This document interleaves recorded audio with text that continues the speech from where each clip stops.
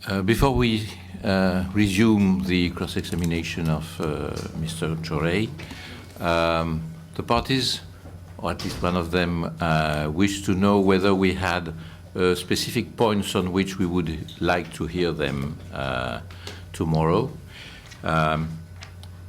No, we don't make a list of specific points, just two messages. The first one is maybe to insist on legal issues, both of Slovak and Utah law.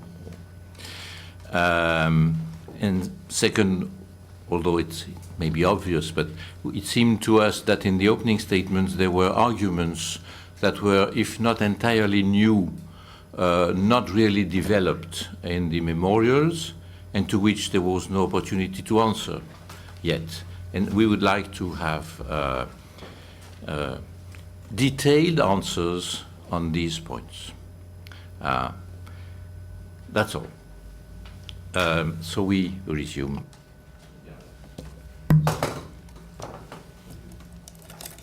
And distribute it. Good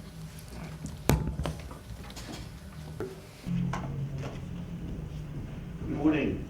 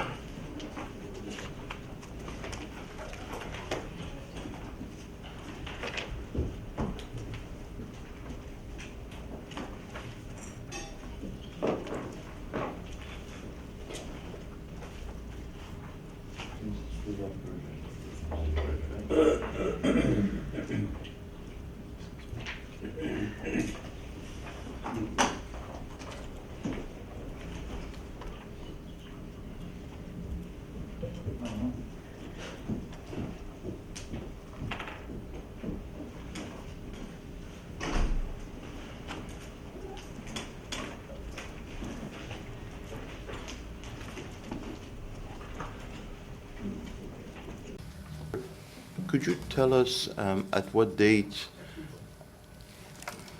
the exploration rights were assigned to Economy Agency?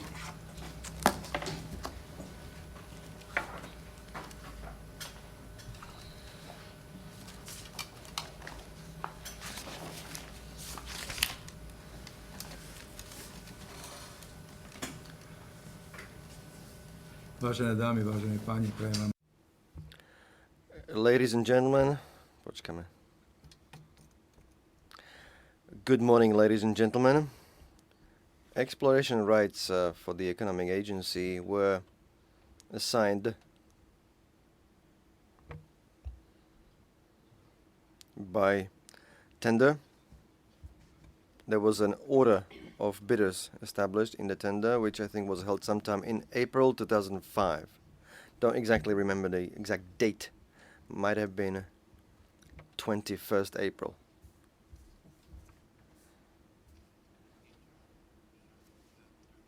Poďme na záložku 37 C33. Before you, it's the first bundle. It's not in the pochette, it's in the, yes, thank you. It's the Supreme Court decision of 2007 this time. So tab 37, exhibit C33.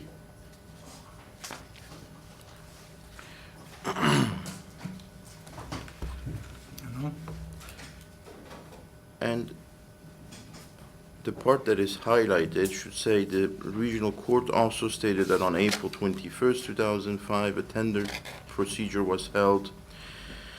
And then he continues to say, and the winning party in a letter number, which also It's the second page. Áno, vidím to. Yes, I see it. Page on the left, Professor. On the page 2. 2.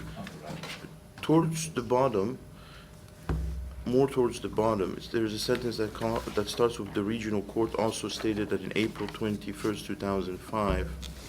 Then it states that the winning company in the letter number, whatever, also announced that a corresponding change in the mining area's record will be carried out on April 22nd, 2005. I think I wanted to make sure that that was in line with what you just said. Would you agree with me? With the court, the chronology?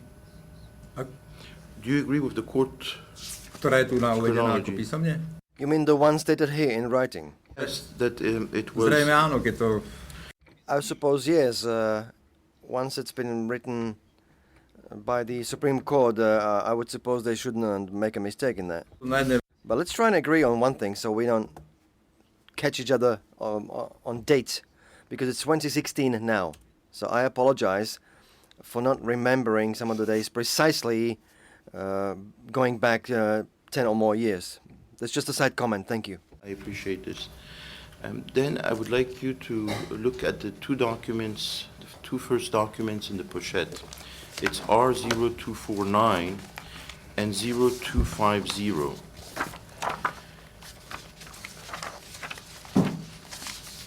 And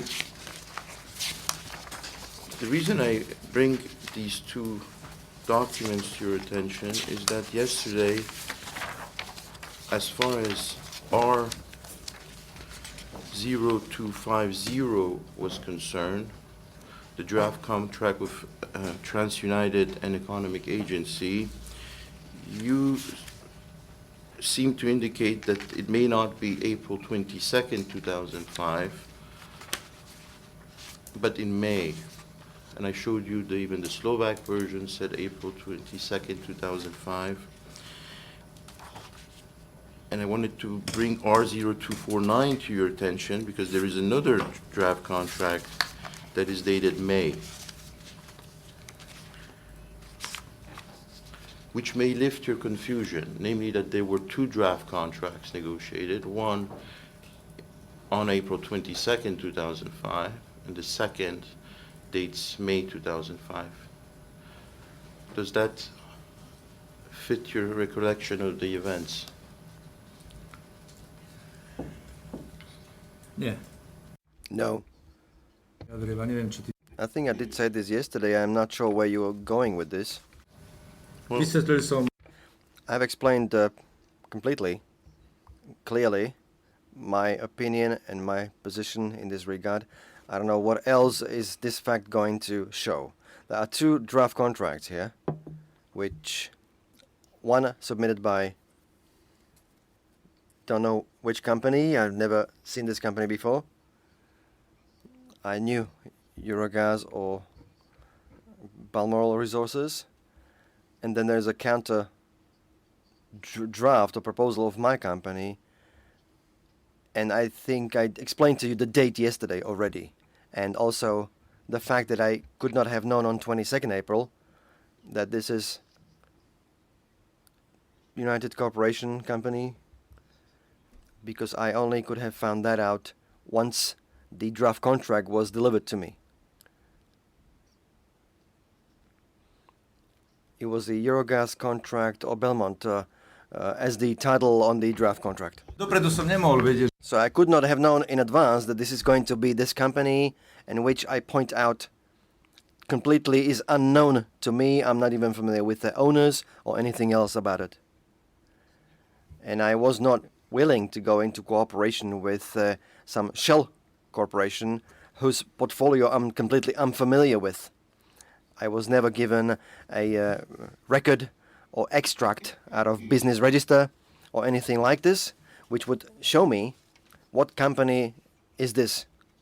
And that was one of the reasons why I have strictly define myself vis-a-vis Mr. Robal, and I have excluded completely any cooperation with him, and there was an effort of trying to get me into a dead end to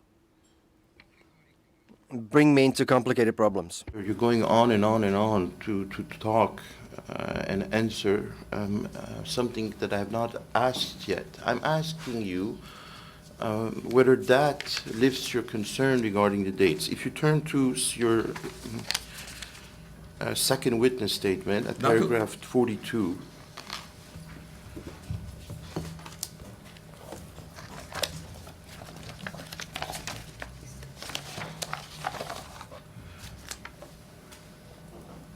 you mention after exchange of drafts of the cooperation agreement, then you have a footnote and you refer to these two contracts. So I was just reminding you that there were two contracts, drafts of contracts, one dated April 22nd and the other one May. That's it. And my question was that whether you recalled that enabled you to fit the dates right. That's it. Okay? Now, the question I have for you is, would you agree with me that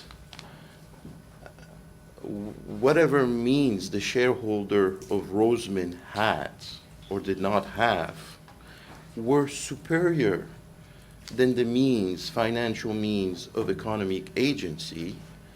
Otherwise, you would not immediately upon securing the exploration rights enter into, I would say, extensive discussions for over a month period with them. Myslím, že som to ešte raz dosť... I think I explained this clearly enough yesterday. Let me try again that these are two draft contracts here. One submitted by intelligible name, and the other one I also submitted. Since there was no agreement reached, no merger reached, neither one of these draft contracts was signed, I didn't have any smallest reason to continue in negotiations. One thing else I'd like to point out, never before, even in this case, was it that I would contact Roba myself as the first one, or Belmont, or EuroGas, or it was always the other way around, them contacting me, asking me for some kind of services or advice or assistance.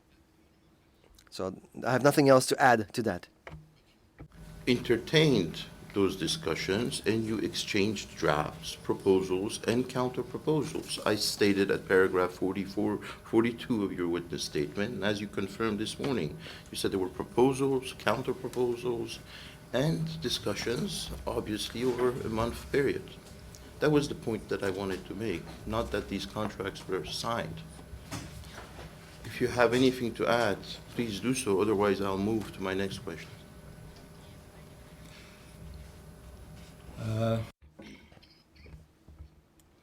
All I can add is that the talks did go were underway, but from the content thereof, I understood clearly that there is no serious interest. But it's only a speculative nature of talks, trying to gain some information, which was not my aim. My goal was to achieve, which I've ended up achieving later on, for something I don't have to be ashamed of. Another comment, if I may. I think that Rosmin had other options as well. They could have transferred their excavation area to another entity within the deadline. They could have done another thing, was that it was to participate in the tender. There is a catch. If they did not succeed in the tender, they would never be able to be assigned again the same excavation area. So if they didn't want to participate themselves, Rosmin, in that new tender, by not participating at all, they have as though confirmed the fact that they were okay by losing the excavation area by its own inactivity. So they were obviously trying to find another company, and they tried to use me for that purpose, for me to win the tender on their behalf and then give it to them back or sell it to them, which did not happen because I understood their trick they were trying to pull. And after such experience, even from the past, I have refused completely to go ahead with this. That's all I can say to that. And for me, the chapter with regard to Mr. Robal and Jagos and the EuroGas company and Belmont is over. I had put to you a question on the financial means, comparing the financial means of economic agency and Roseman. That was my previous question, and I'm going now to try to compare the intention of Roseman compared to the intention of an economic agency to move forward the project. The intention, obviously, of Roseman before the termination of the exploration rights, and the intention of economic agency as of the time it tendered and then won the tender. And I put to you that would you agree with me that Roseman, who had entered the contract with Siderit, and the contract was in performance, had the intention to carry out the works themselves, whereas you, economy agency, you never had such the intention, because as soon as you got that tender, you were negotiating with others, including these two companies, to transfer the rights, as you ultimately did to VSK. Would you agree with what I just said? Absolutely disagree with your interpretation. Because first of all, you put into one question, I would have to give it 10 answers. So it would be good if we could fragment the questions bit by bit instead of asking a one lengthy question, so I could give you short answers. To vypýtali. Ale môžem povedať, But I can say this very clearly and briefly. Rosmin had excavation area available to it since 1997. I, as Peter Chore, was, since 1997, still at all major decisions present. Rosmin, until the time of the tender, which was 7 or 8 years later, had done what they had done. And I know what I have done, because I was managing my work in person. There was a construction site built up, the ramp was built, 93.3 meters, there was a explosive storage built, there was all. The works were concluded by that. Something else I have to say, the financial situation was so critical that Rosmin was not capable of paying even for services we have performed for them for guarding the area for security. In 2004, that year in question, when Siderit came in, I don't know if it was exactly 2004, might have been 2003, don't take me for that exactly. I was summoned to the police department in the city of Držňava. I was shocked by finding that the location I have built, which was handed over to Rosmin, was completely burglarized. Everything was stolen. Electrical cables and equipment was stolen. So you are telling me Siderit was going to continue in this burglarized construction site? One thing I'd like to say. I just want to, Let me finish, please. and then you can move on. I'm not talking about the technical means, the financial capacity. I'm talking about the intention of you, economic agency, to carry out these works directly, not via another company, not get the tender, dump it on somebody and continue as a director of that company, to do it yourself. And I'm putting to you that you never had the intention to carry out this project yourself as economy agency or as Mr. Korich, but the intention was to get the tender and dump it on somebody and have that company continue. Now, please, I apologize to have interrupted you. But I wanted you to answer that question, not a side question. Viete, You know, one serious thing I have to say. I'm a technician. I'm an engineer. And that's my engineering thinking. Most of you here are lawyers, and you think as a lawyer. And you ask me some question while answering the question and at the same time not letting me explain it to you. I don't know to what extent are you familiar with, or who of you present here are familiar with my design project, which I've submitted. If you were familiar with it in depth, there is a business plan, part of my project. And I remember very well because I put it together, and my wife, as an experienced economist, was doing the economic part, which is a significant, substantial part with any project to have a good, decent business plan with economic side to it as well. And it clearly declares in which way and with whom the mining works I'm intending to open. It is written there that I will do it with my own capacity, own machinery, and that is something I try to stick with.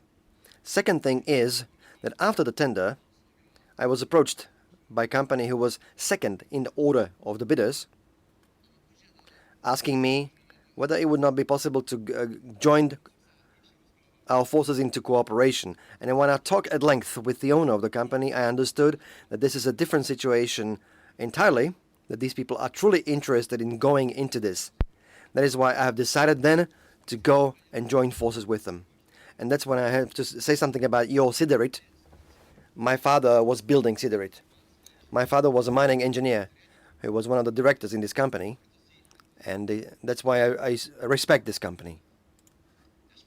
It's difficult for me to talk about this now because siderit would get into a similar trouble as we did. I will move on this subject a little bit. a ešte, radšej, lebo mi vypadlo to. I'm sorry, I forgot. I got interrupted in my train of thought, trying to say as well, speaking that I'm an engineer. At the end of the day, that siderit that you have been declaring about, that siderit at a certain given time approached me, Mr. Engel, trying to participate in the project. They wanted to do parts of the project because it's a fairly broad project, and I did agree with that. There were negotiations which took place, there were draft contracts, draft agreements reached. However, at the moment when work was supposed to have begun, I think it was around 15 September, I think it was in 2006, 7. The siderit was supposed to enter the site and commence working. It was Friday, I remember exactly. The management from siderit, whom I'm very well familiar with, they came to the site, and I asked them, gentlemen, why didn't you start and commence working? And they said, Peter, look, we're not prepared, we don't have the machinery, we need to wait a couple more weeks. So on my own risk, I gave instruction to my staff, and they came to the site starting working immediately. So neither siderit nor anybody else but Rima Moráň with own staff, my company, I used to own, commenced work. And that is a relevant, it can be proven with relevant data. So I have commenced working with my own staff and own equipment. So that is all about the siderit, what I have to say. So that's the type of management, how capable they were. Today they no longer operate. And my father used to build it, so I have a very close relation to the company. Father used to work there for 30 years, used to have 900 employees. And my father was managing the entire large company. If you had to describe your profession, how would you describe it? If I tell you what's your job, you said I'm a technician, okay, but what's your job? Because I have engineer, technician, I have, when I refer to your letters to the government, bad-mouthing us before the rights were revoked, trying to secure as a lobbyist, intermediary, I have contractor, I said wheeler-dealer, when the receipt for $1 million. How do you describe yourself? Viete, You know, I understand that this is a court hearing and dispute. but in civilian life, I'm a sportsman or an athlete, rather. And I respect my opponents. And with regard to my profession, I am a mining engineer, yes, who for 36 years have been working in this business. And I'm also a doctor of mining sciences. It's just a side comment. As a young boy, I was maybe 34. I've handed over the job of chief engineer in the company of 400 employees. It was a mining engineering company where I was given the job of a manager. And just for consideration, at that time, Dr. Rozložník was in a similar job. He was the head of geology department, managing 20 people. I was managing 400 people. That's a major responsibility. So that is when I've grown into a sense of responsibility, into an ability of humility and decency. And I am not ashamed of my job, of my profession, doing it all my life, and I'm happy that I can still continue to do it today. If those people had at least elementary character features I was referring to earlier, we would not be here today trying to tackle this problem. That you were negotiating with once you got the economic agency, the tender? Are you talking about the same people? Myslel som, Robal? myslel som I meant specifically Mr. Robal and Mr. Adjagos, who seem to be experts in each on their own field, because Mr. Robal, in my opinion, never have even been at this site. And Mr. Adjagos was there once in 2000, if I remember correctly, when it was a official opening with all of the generals in mining business. And he was asked by journalists how does he picture the next continuation and opening and exploitation of the business. He said, I don't understand this business because I'm a plumber by trade. So this is the kind of people who are trying to manage this business. And I think I have proven one thing. And I have proven that for the first time, opening of the deposit when the ramp was being built, after experience with the ramp, I've decided for another way of opening through the adit. And if the money would have been available, the ramp would have been completed. Believe me. As I have declared, I have completed my declarations. Now let's move on to whether or not your company, economic agency, or the one you merged with, managed to meet the deadlines of the 2002 amendment. And the question to you is that, did you, or VSK, or economic agency, manage to extract minerals within 3 years? That is, within April 22, 2008. May I suggest that it's a clear no based on your witness statement, which talks about at paragraph 61, second one. You say the works were completed sometime in 2009. In this period, I presume in April, the first ton of talc was extracted.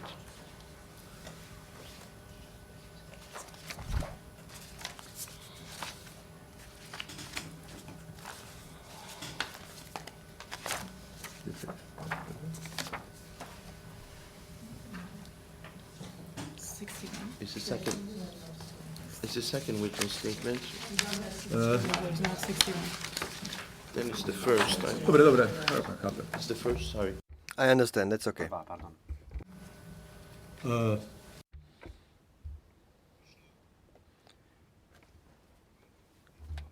During this time, there was a tender for designation of the mining excavation area to another organization? I don't think so. That means the merged company, economic agency, and VSK had met all the requirements. There is a question to State Mining Authority and professional supervision whether the deadlines were okay. The only thing I can say from the technical point of view And please pay attention to what I say. VSK Mining, if not by itself, but through its subcontractor Skanska, had drilled 4,460 meters in 24 months' time. That was the length of the adit. I don't think anything else needs to be said to that. It was 24 months. That was a high pace of work. If such pace had been from the very start, it would have been operating a long time ago. But the effort there initially was zero. Not from me. I got myself into an incredibly complicated situation as a result back then. You have engaged extensively in your witness statements to say what Dobinvaye means, the 2002 amendment. You gave your view on this. And I apologize, I'm not going to let you off on this question, is whether you complied with the 2002 amendment as you construed it against Rosmin. Did you start extraction on April 22nd, 2008? And I guess the answer could only be no, because you claim you did it in April 2009. Moja odpoveď je taká. My answer is as follows. Mining activity and mining business, there is a supervision always by mining office, mining administration. Was VSK Mining removed license due to the deadlines not having been met? Was there a new tender called to transfer the mining rights for this site to another company? It was not. So I therefore declare all the deadlines were respected, they are valid, because otherwise the mining administration would have proceeded in the same way as they have proceeded back in 2004 and 5, when the tender took place in 2004 and 5 consequently. Here, because we're submitting to you that that amendment was applied against us differently than the way it was applied to you. That's the whole point. That's why we're here. If it was just to declare that Mr. Chairman, there is again a premise in that question that the 2002 amendment even applied at this time. Well, let the witness say it. He's the expert. He has. When there is a presumption in one of your questions There's with no a false presumption. factual premise, it is not a appropriate to factual. put the question to the witness. No. Let him. That's a new argument that we hear from you. The point has been clarified, so we can move on. When did extraction start? Can you prove that it started even in April 2009? What proof can you bring us? Nie, moju úlohu poskytovať to. It's not my job to give you any evidence. So I don't see why I should give you any evidence here. I was not the owner at that time of the company anymore. I was a technical director, responsible for something else entirely, for technical issues, for supervision over the project, which I've designed myself. Ale ešte taká jedna poznámka. One more comment, if I may. Certainly, this was not the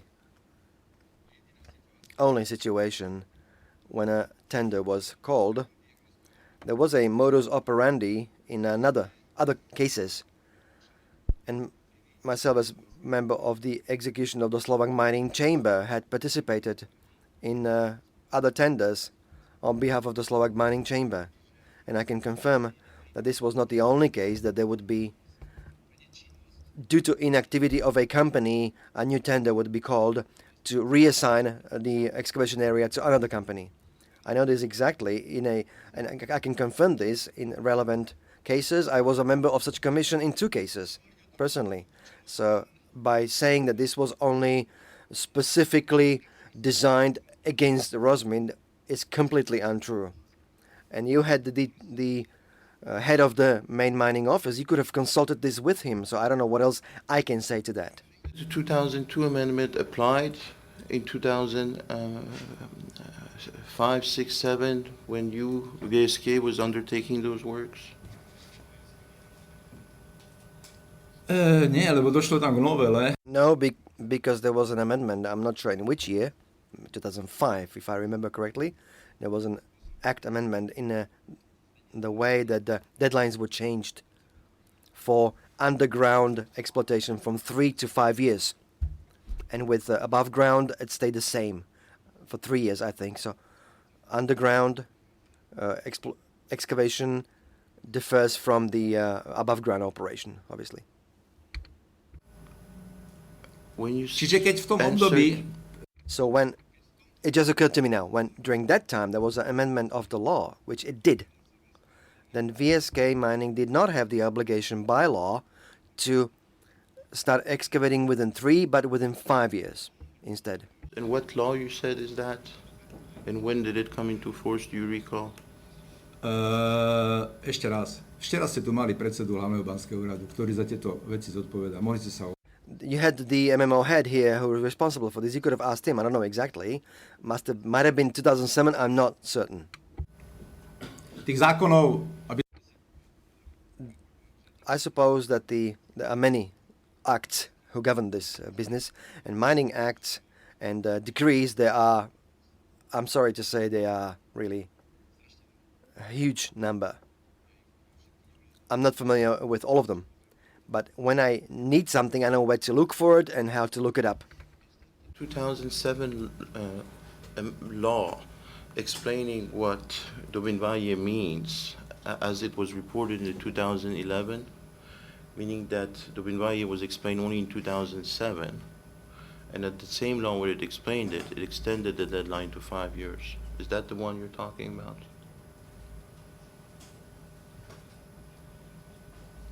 zrejme.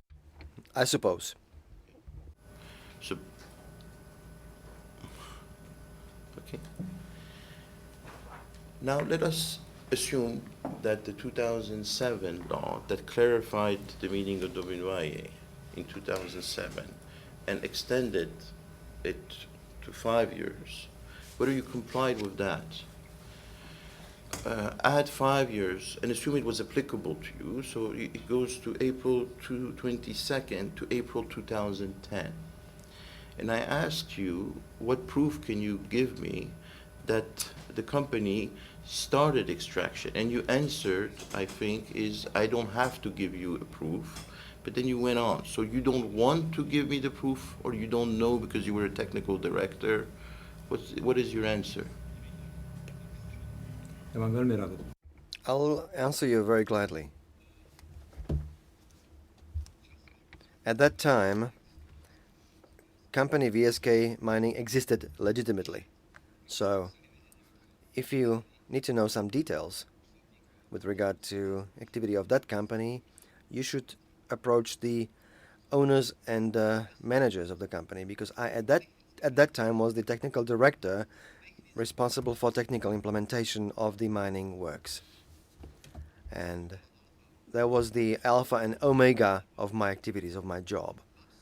There was totally not my job to be observing deadlines or transfers and legal issues which the company could have handled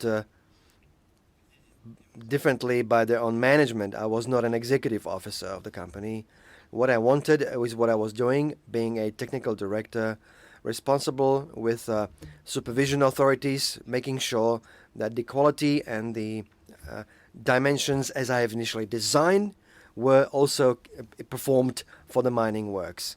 And I have to say, that is exactly how things were done. So the adit was dug, 4,160 meters, 320 meter chimney, the toughest mining work ever in Slovakia, maybe in Central Europe, over the past 20 years, which is not simple mining operations. And we have been able to stay within deadlines, and now we are excavating. Why was it not possible, having had all licenses, all permits before, all equipment and people, abilities, why we were not able to do that with Rosmin? Past that stage, you have to get over it at one point. Huh? But what about your heart? Doesn't your heart, your desire, or as a citizen, To tend you to wish to find out when exactly the deposit went into extraction. I mean, you say all this you wanted to do, but it's not an abstract project. It has an end goal, which is to extract talc. You're a citizen of the country. You are a industry player there. You were director of the company, at least. I know you were not the owner. You were the director of the company. How can you not know, answer my question, when the mine went into, started extraction? Prvá tóna, myslím, I think that the first ton was excavated, and I think I mentioned a specific date, April 2009. But it's the same word you have for the 1,000,005 Deutschmark. I want, what evidence can you give me?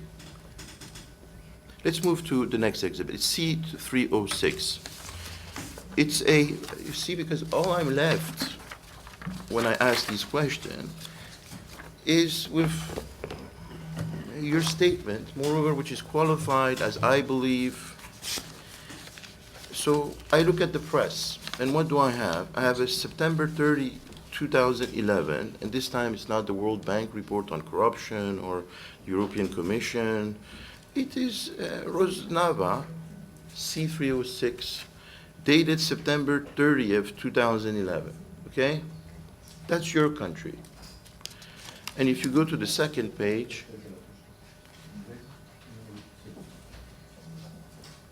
should be the last one, Professor. Professors. Okay. So if you look at it, I start again. All I'm left with is the information I can find online. So Rosnava, that's your country, in your country, September 30th, 2011, which is way, way past even the 5-year deadline. I turn to the second page, and it says the company has invested more than $20 million. Of course, that's not your company, but the company that you handed it to, into extraction of talc.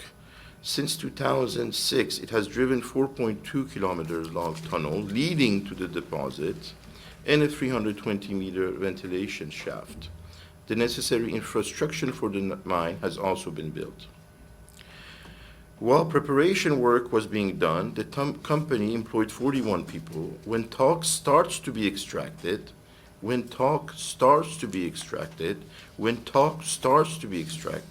the company should hire a further dozens of people to work in the mine and the treatment plant. Further jobs should be created as contractors. Of course, it didn't say 3 times when talc starts to be extracted. I'm just emphasizing. Yeah, it's a problem, huh?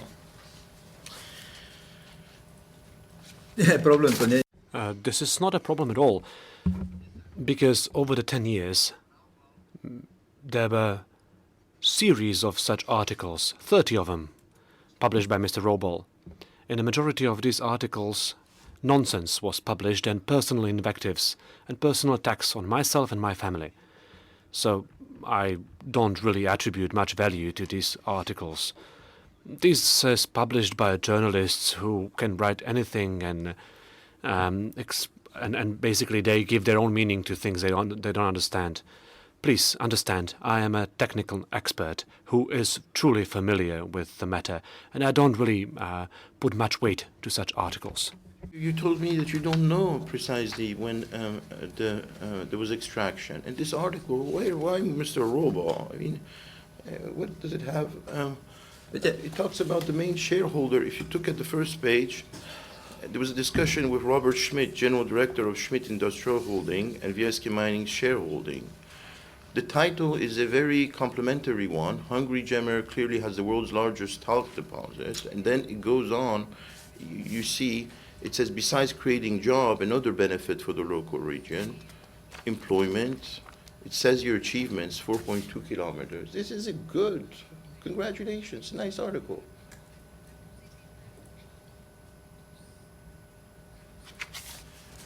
Anyways, unless you have something to add, I want to put a final conclusion that I draw from all this. Do you have something to add on this, or should I move? Myslím si, že nie je. I don't think it's necessary to comment on it any further. I believe that I gave you quite a broad answer. I gave you my opinion, my position on this, and there is nothing else I could add. Sum it up. Ono, viete, keď sa... Please understand. Please permit me a few words, because if we go into technical details, we would definitely spend much more time here than these hours. But I'm not sure this would be of interest to the members of the tribunal, and we would unnecessarily burden them with this. There are certain details and differences in understanding what the term dobývanie or excavation means in your perspective and in my perspective. But this is for an expert discussion, which definitely is not suitable for this environment, and I don't think it's needed. And journalist articles, well, please take them as a certain make-up story of journalists who don't truly understand the technical side of this. Journalist Bielikova, whoever wrote this, what is rather interesting and perhaps shocking at me, at the end of every article, it says that what treasure is this deposit? What an incredible sight this is to see.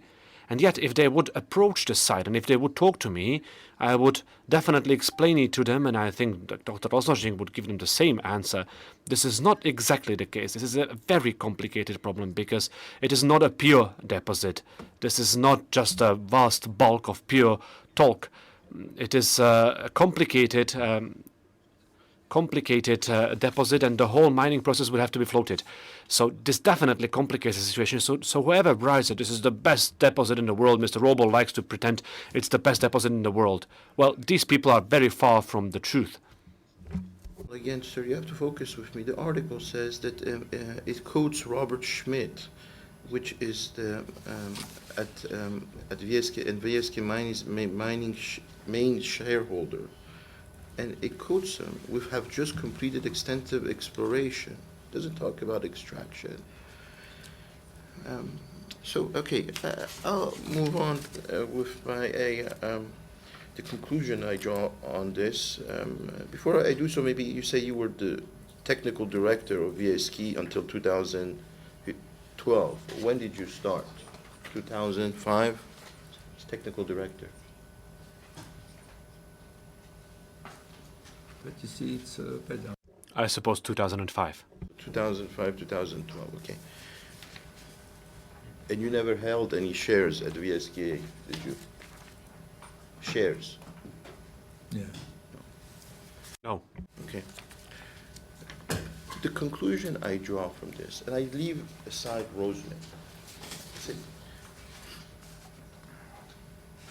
the government gave a company, economic agency, a mine deposit, whereas economic agency never had itself, I'm talking itself, the financial means, nor the intention to carry out the project.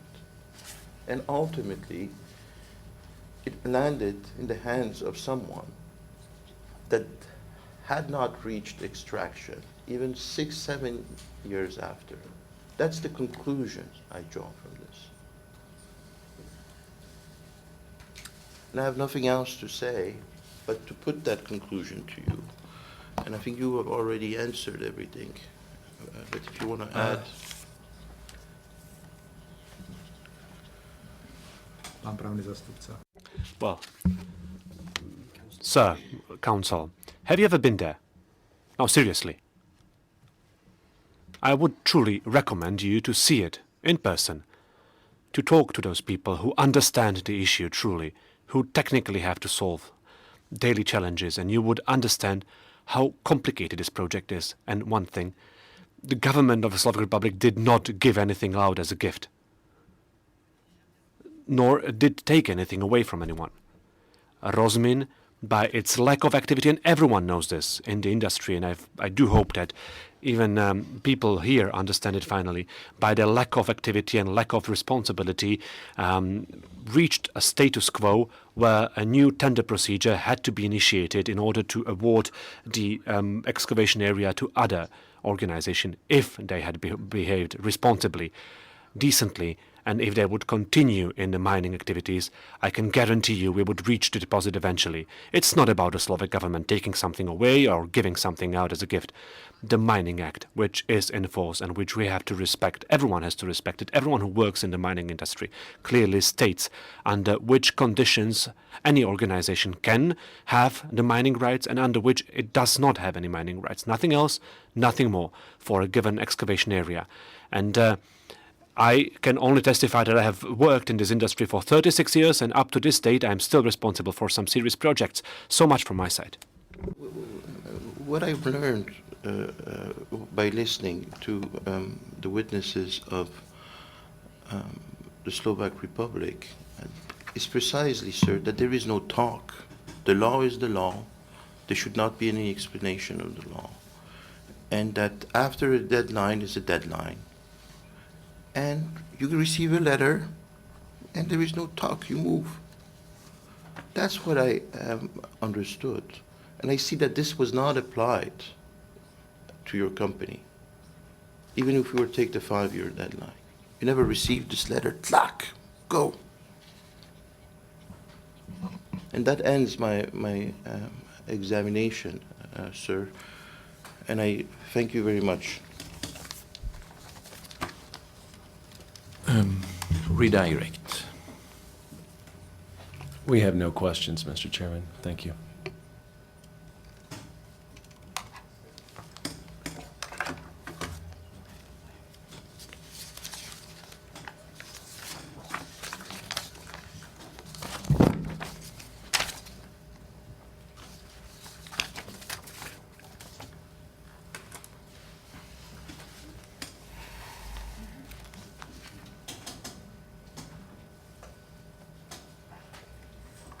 Mr. Courage, speaking for myself, I understand your answers as to the press regarding the question of the date of the first extraction of talc as opposed to excavation. You know, the first time you extract talc. And I understand your answer to be that you don't think what is said in the press is reliable, right? But my question to you is, what is your understanding, your personal understanding of the date of extraction in this project? Ťažba a dobývanie vlastne. Ťažba and dobývanie, two terms in Slovak, mining and excavation are basically the same thing. Well, in a mining daily business, it's more or less the same. I prefer to use the term ťažba,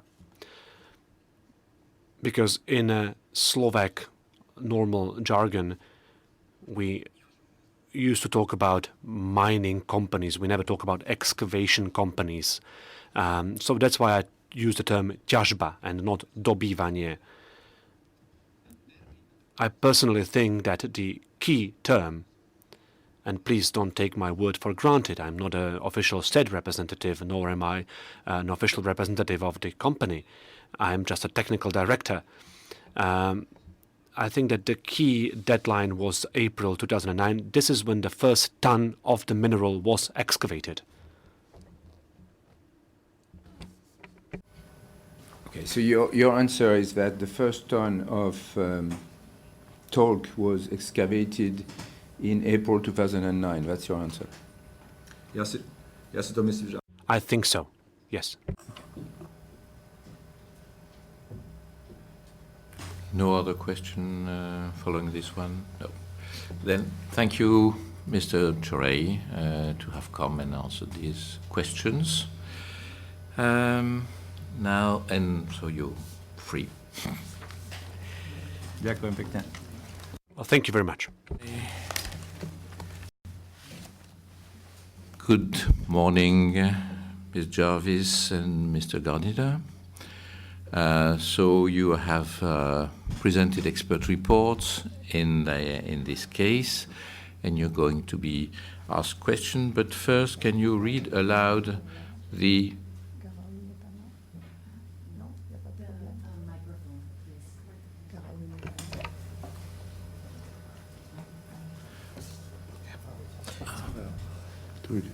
can you read, please, the expert declaration aloud? Both of you Together? in turn, yes. Oh, no, each of you. Each of you. It's individual. I solemnly declare upon my honor and conscience that my statement will be in accordance with my sincere belief. I solemnly declare upon my honor and conscience that my statement will be in accordance with my sincere belief. Thank you. Mr. Anway, or no? We have no direct. Thank you, Mr. Chairman. Direct. Then, Ms. Burton. Good morning. Morning. I've never met Mr. Gardner. I've known Annette for a number of years. So my first question is going to be, how do you want me to address you? Do you want me to address you by your first name or as Ms. Jarvis and Mr. Gardner? Do you have a preference? Sam's great for me. Sam? Whatever you feel comfortable is fine. All right, thank you, thank you. I'm going to be questioning you today on your two expert reports. You're going to notice that my client and I disagree with some of your conclusions. By doing so, I mean no disrespect to either one of you. My first question is, I noticed that neither of your reports contained in them a list of the sources of information on which you relied in making your conclusions. Was that intentional? I think what they list is, in the statements of fact, it lists every document that we reviewed for, making those, the conclusions. So in the reports themselves is a list of all of the documents we reviewed and in making these conclusions. So rather than have a separate list, would it be accurate to say your footnotes, where you reference your documents, contain the universe of information on which you relied to reach your conclusions? Yes. Is that true for you, Sam? also? Yes.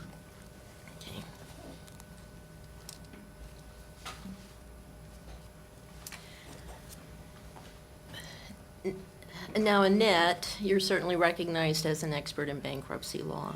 And Mr. Gardner, you're here to testify with regard to your conclusions as a corporate attorney. Is that right? That is right. Okay. You have to give verbal answers, Annette. Yes. However, I would take it neither one of you is an expert in international law. Is that correct? That is correct. That is correct. Okay.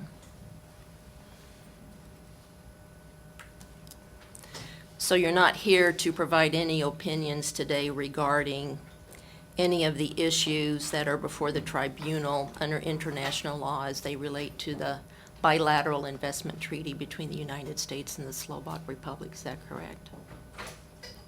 That is correct. That is correct for me as well. I want to talk with Annette first about some bankruptcy issues and just, although it's set out in your report, I think it might be helpful to the tribunal to just go through the basics of the bankruptcy code in Chapter 7, so that's what I will do first. You state in your report that a bankruptcy case is commenced when a petition is filed. And so if you would take a look, there should be a bundle, we call them binders, that might be those are your reports, but there should be some exhibits, a bundle of exhibits there for them. Thank you. If I can find it here.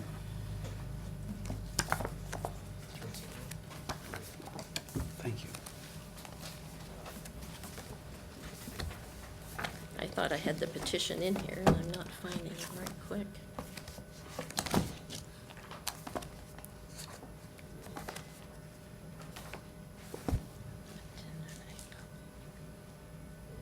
Oh, number 2. Number 2, if you take a look at item number 2 in that bundle.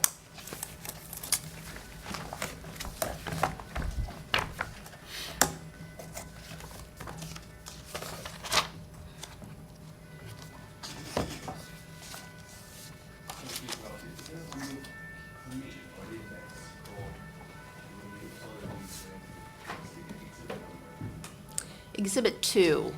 It'll be tab 2, and it's exhibit, if you have it there. It's exhibit R85, and it's tab 2 in your bundle.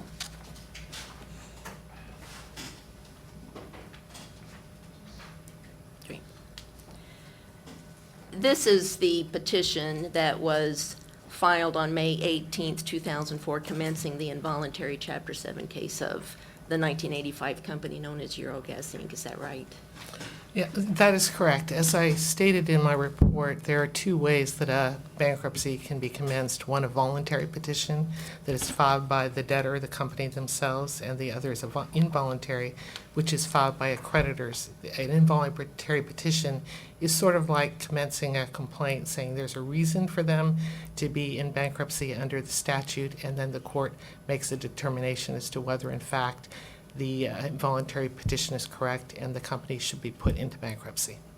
And that eventually did happen with Yes. regard to this particular Yes. debtor.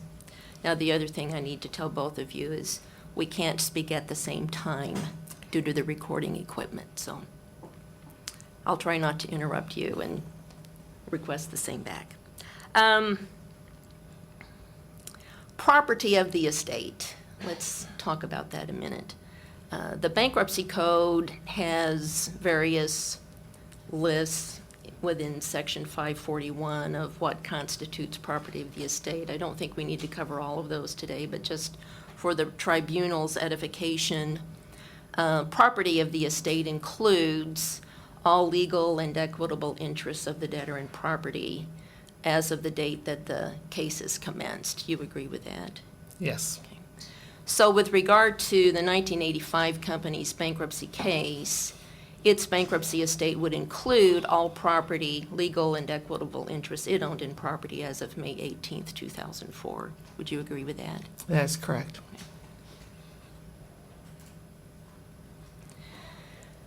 With regard to other types of property, certainly property of the estate also includes property that the estate itself acquires. Do you agree with that? Yes. As examples, it may be easier for the tribunal to understand this concept if we take a look at a bankruptcy filing by an individual person. If an individual person files bankruptcy on January 1st of a year, he's employed, he gets a paycheck on February 1st. That paycheck, his income, is not going to be property of his Chapter 7 bankruptcy estate. You would agree with that? Right, if it's earned after, and this with an individual afterwards, then it would not be property of the estate. But with regard to a corporate entity, property, if the trustee is authorized to operate the business, and you discussed this a little in your report, that in a Chapter 7 for a corporate debtor, a trustee may request permission from the court to operate the business. And if he or she does, revenues generated during the time the case is pending will be property of the estate. Correct, and under Chapter 7, they can only operate it temporarily. Right. So property that the estate obtains is going to be property of the estate. Another example would be if the trustee sells an asset. For instance, the trustee in this particular case sold some interest in corporate entities. And the proceeds that he received from the sales of those entities were property of the EuroGas 1985 company bankruptcy estate. Is that right? That's correct. And that would be because the other principle is proceeds of property of the estate are also property of the estate. Is that right? That's correct. All right.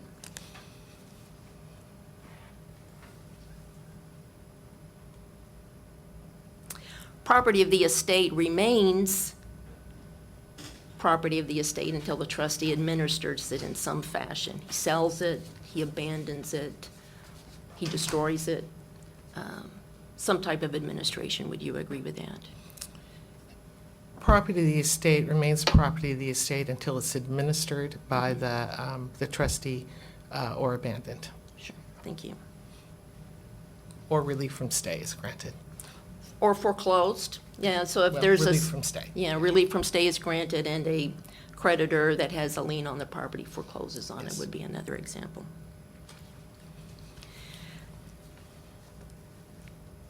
A debtor's status, and I want to talk about this for a minute. A corporation files bankruptcy and its assets are property of the estate, but its status as a corporation is not itself property. Would you agree with that?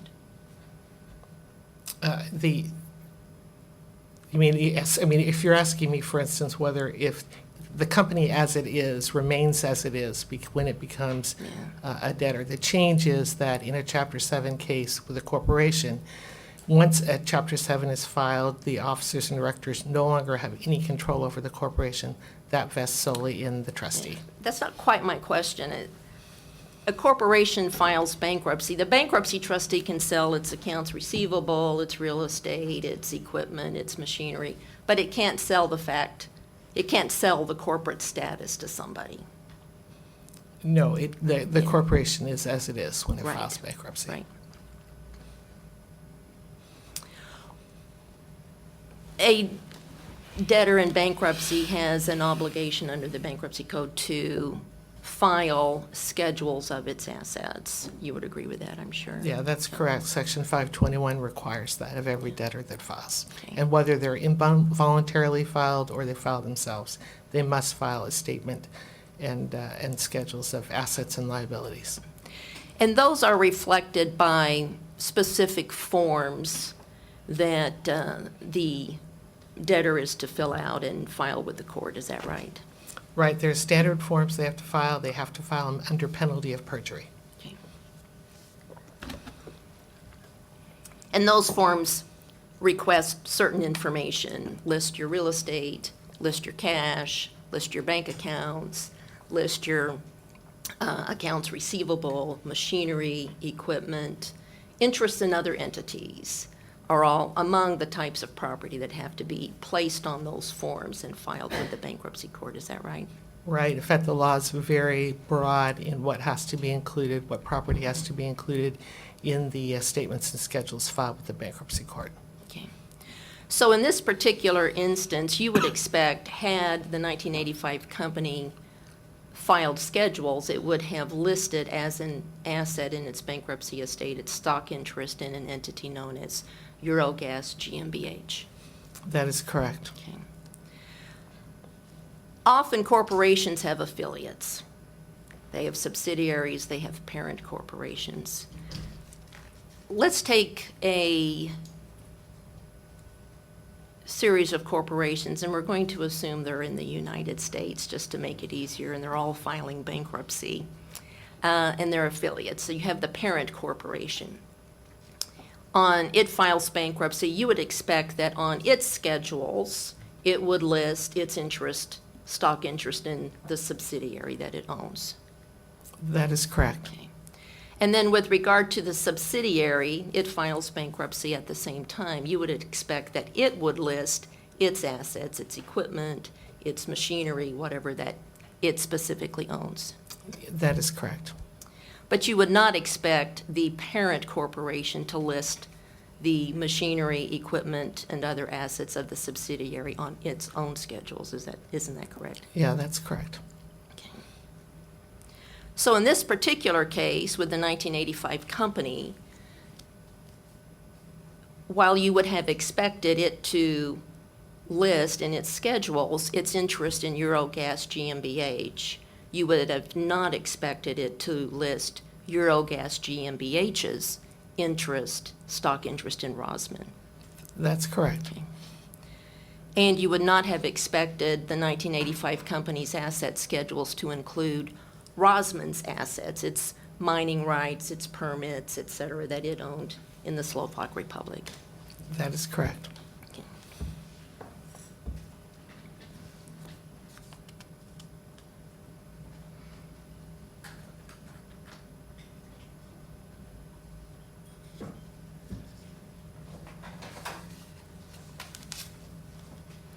You also mentioned in your report, Annette, about the automatic stay, and that the automatic stay goes into effect when a case is commenced. Describe what the automatic stay is for the tribunal. The automatic stay is a statutory injunction that goes into place when a bankruptcy is filed. So it prevents suits from being continued against the debtor. It protects property of the estate. It protects acts against property of the estate. So that it's called a breathing spell in order to allow the debtor to reorganize or to liquidate in bankruptcy. It protects the debtor and its assets.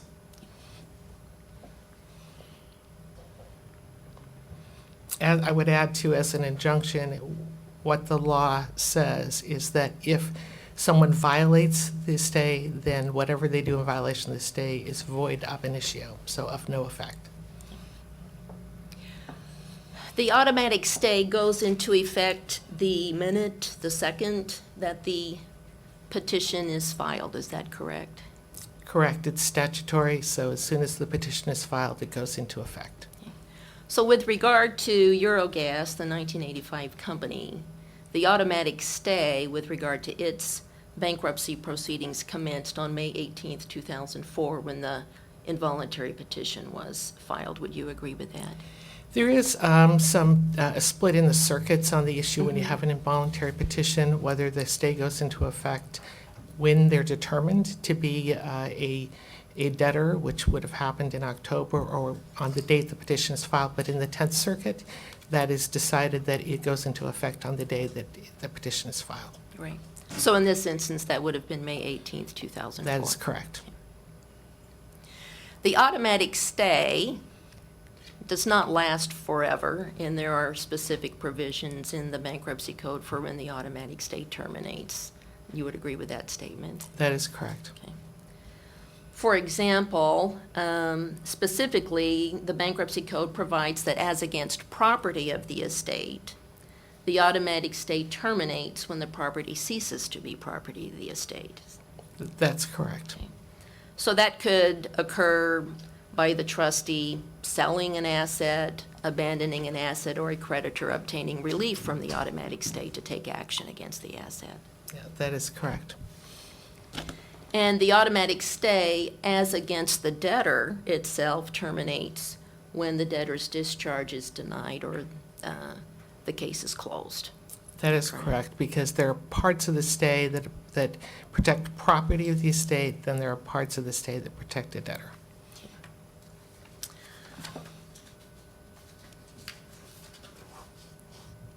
It might be helpful to give some context to the tribunal by discussing the different types of bankruptcies that can be filed. They're hearing about one, but I think it would be good to give context of others. For example, there's a chapter in the bankruptcy code called Chapter 11, which would be provide for a type of reorganization, either of a business's affairs or even an individual's affairs. Is that right? Yeah, that's correct. Chapter 11 allows either individuals or companies to file, and they can either reorganize in some way, coming out as an entity that remains in effect, or they can liquidate in a Chapter 11, at least a company can. Then there's a Chapter 12, which is specifically for farmers, family farmers. Is that right? That's correct. And a Chapter 9, which is for municipalities that That's file correct. bankruptcy. That's correct. Chapter 13, which is for individuals who want to have a plan, court-supervised plan of repayment for their creditors. Is that right? Right, it has to be individuals with regular income, and they can then pay out their creditors over a period of years under a plan confirmed by the court. Okay.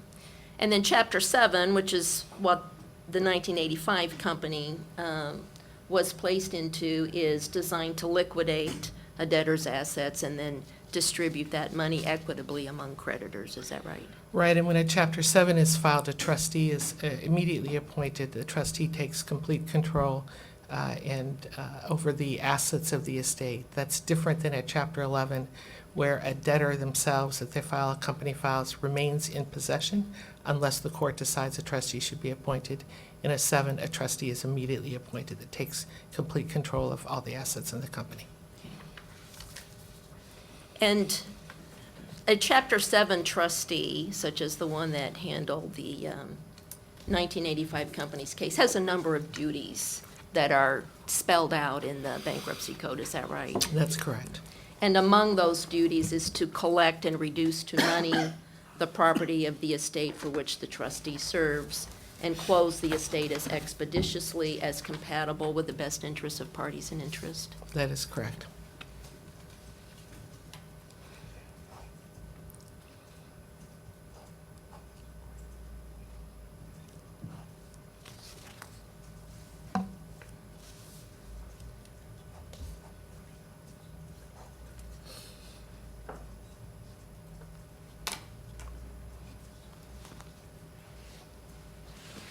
I'd like to have you take a look at your first report, which should be there in front of you, and specifically paragraph 31.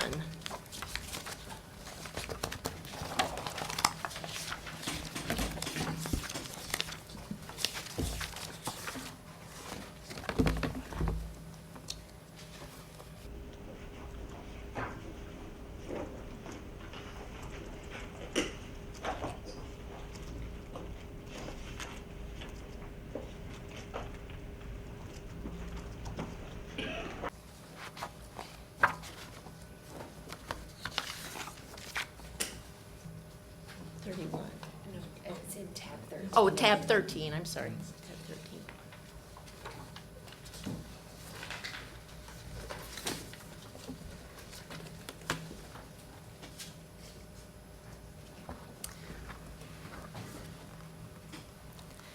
You state in paragraph 31 of your first report that in its SEC filings, EuroGas 1 also reported various information about its direct and indirect interest in Rosman SRO, the EuroGas GmbH interest in Rosman, and the 57% interest purchased by EuroGas 1 from Belmont Resources Limited, being referred to hereinafter as the, quote, Slovakian talc mine interest, end of quote. Do you see that there? Yes, that's correct. I don't see a footnote that would refer the tribunal to the sources of information on which you base that conclusion. There are SEC reports in the statements of fact. There are several referred to. Can you point us to the SEC filings that are in your report that you used to come to this conclusion? There are various 10K filings that are referred to.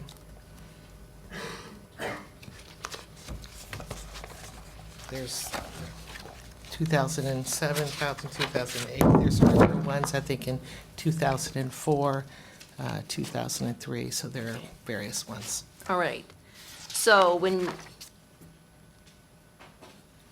what we will need to do then, since you didn't point people to a specific source of information on which you base this conclusion, is we will need to go through your footnotes in other parts, find the SEC filings, and then figure out what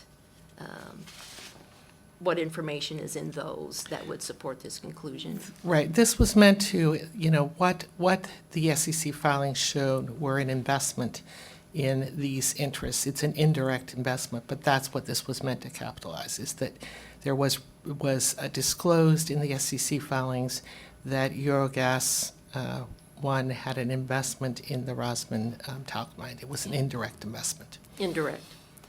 And from purposes of scheduling assets on the asset schedules in a bankruptcy case, we had discussed earlier, you would have expected that the 1985 company would have listed its interest in GmbH on its schedules, but not GmbH's interest in Rosman on its schedules. That is correct, but when you're talking about an investment that you have, an investment right, that would have to be disclosed on the schedules. So like, for instance... Well, let me stop you there. Okay. Mr. Chairman, I'd ask that the witness be allowed to complete her answer. So for instance, the way you determine property of the estate is you look at the property under the law that applies to determine if the debtor has a property interest. If that property interest exists, then it needs to be, then you look at whether that fits within the definition of property of the estate. So let me give you an example. In the Dittmar case, which is set forth in my report, it's a 10th Circuit case, a case that has direct authority over the Utah court. There was an issue that came up whether stock appreciation rights that were given to employees were a part of their bankruptcy estate. And the issue that came up is these rights were given orally before the bankruptcy was filed by these individuals, but they weren't actually documented until a year after they had actually filed. And so the issue came up whether those were property of the estate, whether they should be listed. Were they actually an asset? The lower court had looked at the Kansas law that said these are not, they're oral promises, they're not property of the estate, therefore they shouldn't be included. But the 10th Circuit said, no, because these are rights under a collective bargaining agreement. That's governed by federal law. Under federal law, these rights belong to these debtors at the time that that an oral promise is given under as part of the collective bargaining agreements, and therefore they have a right that has to be listed. The way that works in this case is that so when you look at what is property of the estate, a right under the investment treaty would be determined under international law. So however the investment is defined under international law would be what the right is that the debtor has. And then you look at, is that property that fits within the very broad definition of property of the estate, and is it property of the estate? In this case, the investment that was made, investment right under this treaty, would have been property of EuroGas 1 under international law, and therefore it would be property of the estate under 541. We'll talk about that. Can you point to me what footnote in your report refers to Exhibit C1 Which, in your first report? C1.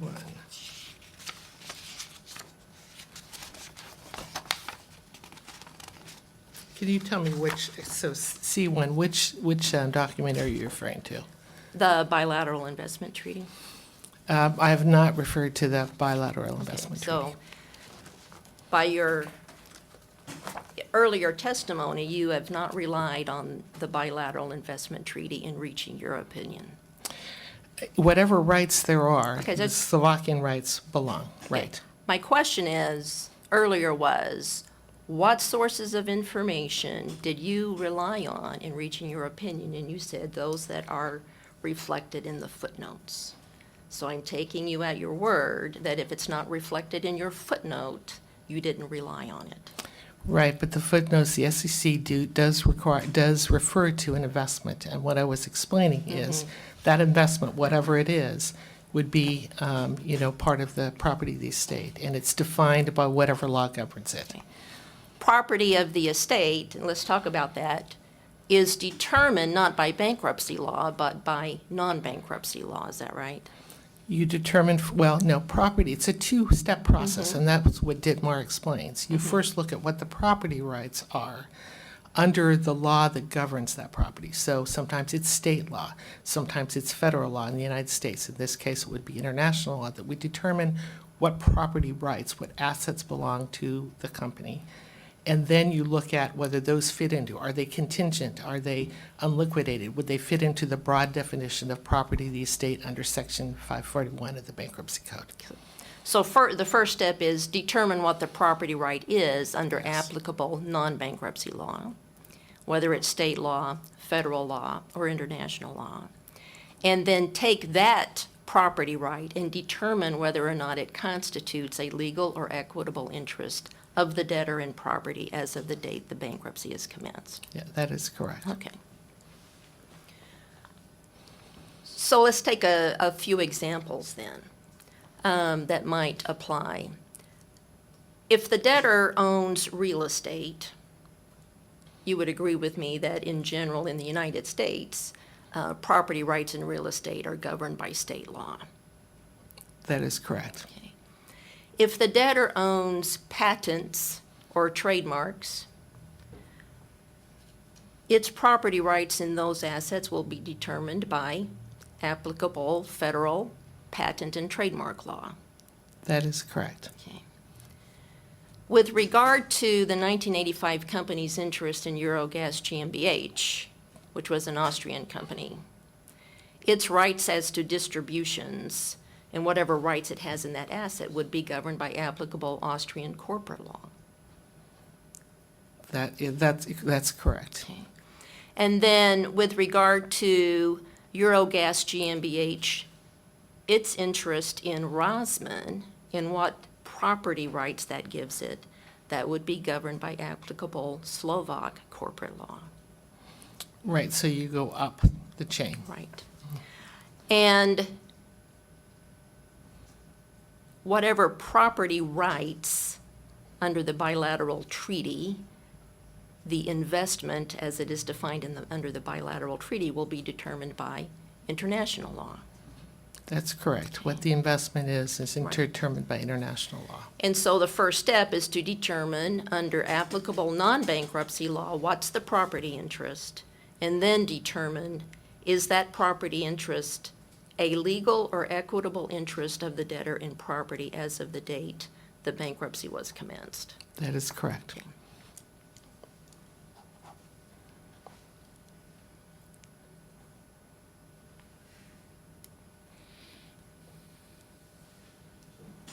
I interfere and ask a question. You may interfere all you want.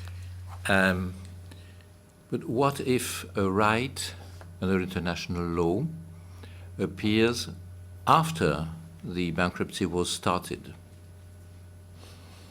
That is answered, actually, there is in the report, although this question wasn't asked, but this is in the Gage case, GACHE, which is a Southern District of New York case. And in that case, and it's cited to Siegel versus Rochelle, which is a Supreme Court case, the highest court in the land, a 1966 case, which was decided under the old bankruptcy code, which is still valid today. And what they say, in that case, what happened is there was a piece of real estate that belonged to the estate. It was property of the estate as of the date it was filed. During the bankruptcy case, this was a corporate Chapter 7 case, a litigation arose. So it arose afterwards, and but was related to the real estate. And the court found, and relying on the Supreme Court case of Siegel versus Rochelle, that when property is acquired or it arises post-petition, but is derived from assets that were assets of the estate at the time of filing, then that is property of the estate. And there's also a second case cited in the report, the Brumfield case, which is from the 10th Circuit Court of Appeals, where the same thing, and this is the 10th Circuit case, there are 3 Brumfield cases, this is the 10th Circuit case, where Judge Matheson, who wrote the opinion, said that even though the debtor had claimed that this lawsuit arose after the bankruptcy filing, her Chapter 7 petition, that in fact, because it was derived from her, or was put a potential at the time that they filed, and derived from her foreclosure action that she had reported, that it was property of the estate. In that case, Judge Matheson also explains that it's very, very broad what needs to be disclosed as property of the estate, and that includes all potential claims. So if the debtor had any idea that they might have a potential cause of action, the court says, the 10th Circuit says, that has to be disclosed in the schedules. In this case, we have the possibility of a potential cause of action, assuming that the debtor had some idea, which I understand that the evidence has shown, that they had the possibility of losing their license after the filing of bankruptcy. Then that would be a potential claim that they would have to disclose in their schedules. And in fact, when the schedules were ordered to be filed in this case, which was January 28th of 2005, the revocation of the license had already occurred. So that definitely would have had to be included on the statements and schedules. We'll get into that more. Property, when you're talking about the Brumfield claim, Brumfield case, in that case, the debtor owned real estate. Is that right? You have to give a verbal Yes. answer. Which had a lien on it, a mortgage on it. You have Yes. to give a verbal answer. She had a claim, or asserted she had a claim, against her mortgage company, which she did not list. That is correct. And after her case was closed, she sought to assert that claim against the mortgage company. And it was held that she should have listed that claim on her schedules because it was an asset of her estate. That's correct. She had listed the real estate and the Right. foreclosure action, but she had not listed her claim Right. that she might have against the lender. Okay. And the foreclosure action was pending on the date that she filed her bankruptcy case. That is correct. And so her counterclaim would have also been in existence at the time of her bankruptcy filing. That is correct. Now, you're not here to testify on the nature and extent of whatever the 1985 company's property interest may have been in its investment for purposes of this bilateral investment treaty. Is that correct? If you're asking me whether I'm here to testify under the international treaty what the interest is, no, I'm Okay. not. Whatever it is, that would have been property of the estate. If it was, if there was an Whatever- interest. Whatever It would have was been. under theirs, yes. So when we talk about the first step, that first you determine what is the property interest, and then you take the second step. Once you determine what that property interest is, then you determine whether or not it constituted a legal or equitable interest of the debtor in property as of the date the petition is filed. And you're here to testify to the second step, not the first step. Isn't that correct? Right, I'm not determining whether this is whatever rights there were under, the international treaty, those would have been property of the estate. Well, But there, wait a minute, but wait. there are kind of there are two issues, though. One is whatever the investment rights are. Those would have been property of the estate, and they would have, anything that derived from that would be property of the estate. But there's also the claim itself that is being made, and that would also independently, that's the point that was made in the Brumfield case, that would be property of the estate that would have to be listed, because that's a potential claim. Let's back up. You're not here to testify that the debtor, 1985 company, as to what the nature and extent of its property interest was in the investment under international law. I You're not here's doing that, this- just let me- whatever their No. interest is Ms. under Burton, the please let the treaty. witness finish her Whatever their response. interest is under the international treaty, that is property of the estate. So you're already jumping to the conclusion that there's only one step. If there's an interest under international law, then it's property of the estate. You're making As long that as it conclusion. fits into the 541 definitions, right. If it's contingent, it's unliquidated, it's a very, very broad definition under the Whiting case, which is cited in the report, the Supreme Court case. But you still have to make the analysis of whether or not whatever the property interest is under international law, is that a legal or equitable interest in property? And you have to make that analysis first before you conclude whether it's property of the bankruptcy estate. Right, you determine you have some right under some law, and then is that a legal or equitable interest? Is it contingent, fit under the 541? Then if so, it becomes property of the estate. Now, we also need to keep in mind, don't want to belabor it too much, but property acquired by the bankruptcy estate is property of the estate. That's correct. But unless, in general, property acquired by a debtor following the bankruptcy petition is not property of the estate. Well, you have to distinguish between individuals and corporations. Okay, let's do that, Yeah, because individuals, when an individual files a Chapter 7 case, the individual still has a life and existence outside the trustee. Because, so for instance, a trustee can abandon property to an individual, and the individual can maintain that property. So say the trustee abandons the house of the individual. The individual can take that house and live in that house and use that house. It becomes their property. And contemporaneously with the Chapter 7 going on.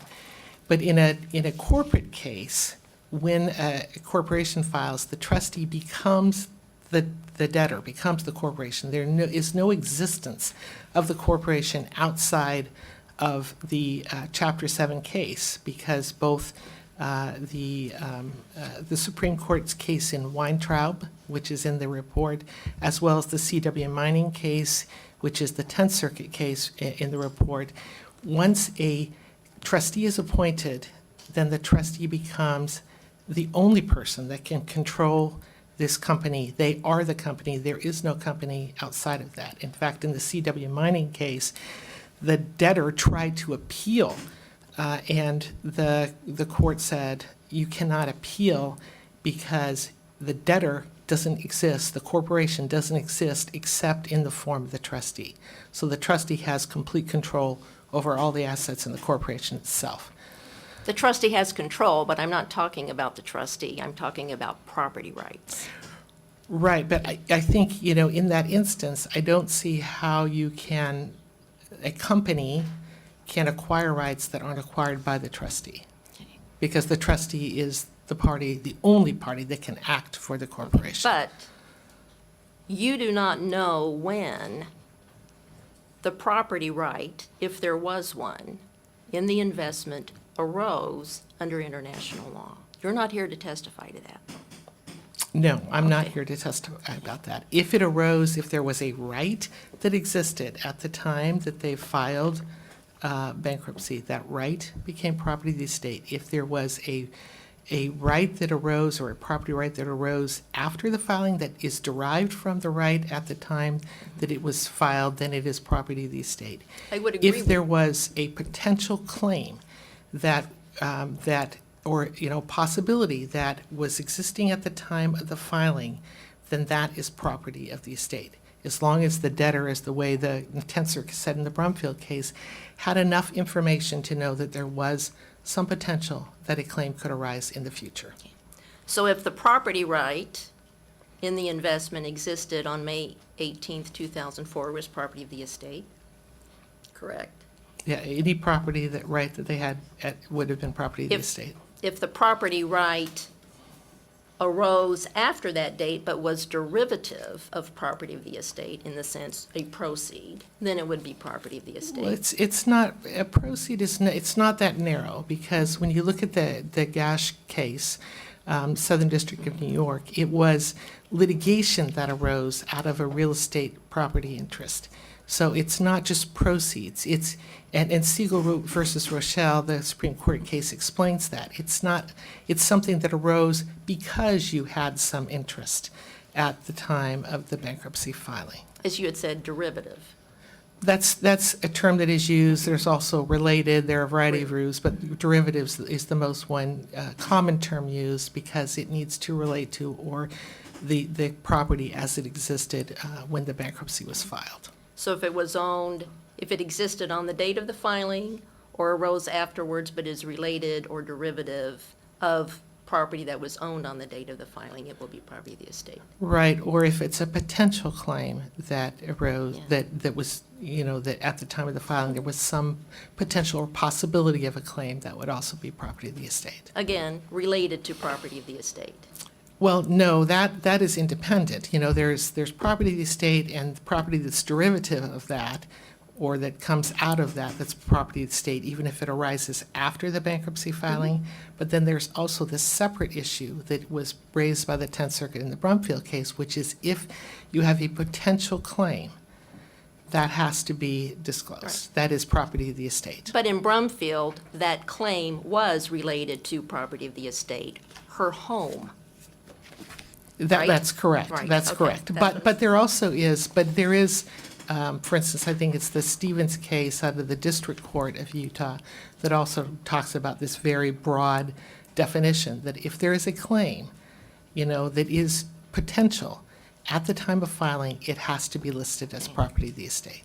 A I think question we've here. confused you enough. I'll move on. Suppose the debtor has a house. It exists at the time of the bankruptcy starts.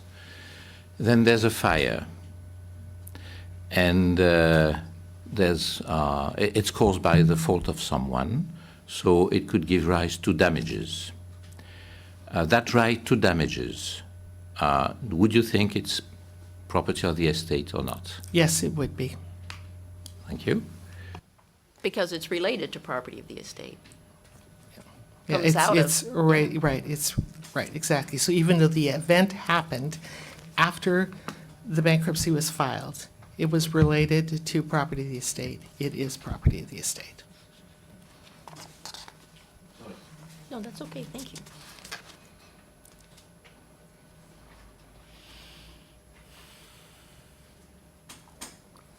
I don't see in the first report, Annette, a reference to the ownership interest in GmbH as being property of the estate. Why is that?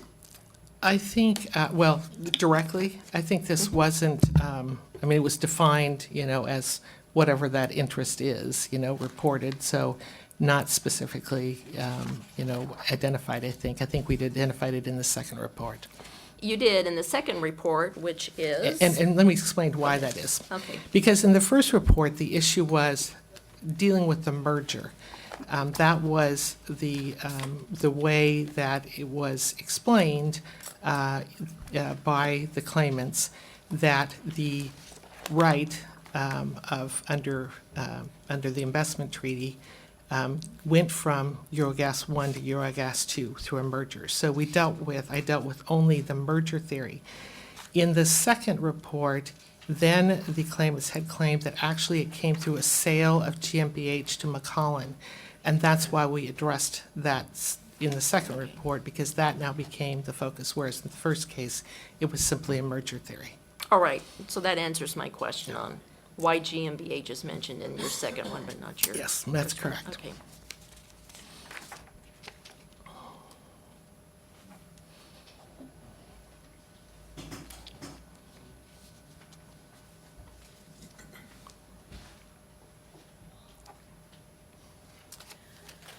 At the time the 1985 company filed bankruptcy, it had been dissolved administratively by the state of Utah, is that right?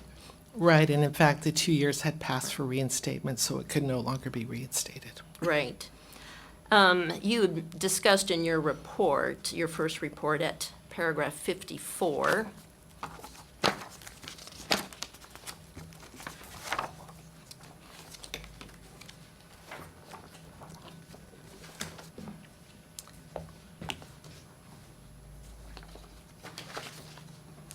the functions of dissolution and reinstatement are governed by state law.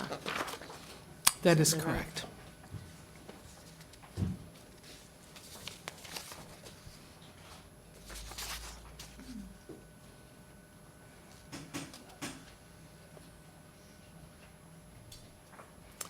The bankruptcy of the 1985 company would not have made the company more dissolved than it already was. Was it under state law? No, it's dissolved, but I think there is the issue of whether a bankruptcy acts as the wind-up. Where you have a dissolved company, the company can only wind up, that's all they can do statutorily. That's what they're allowed to do.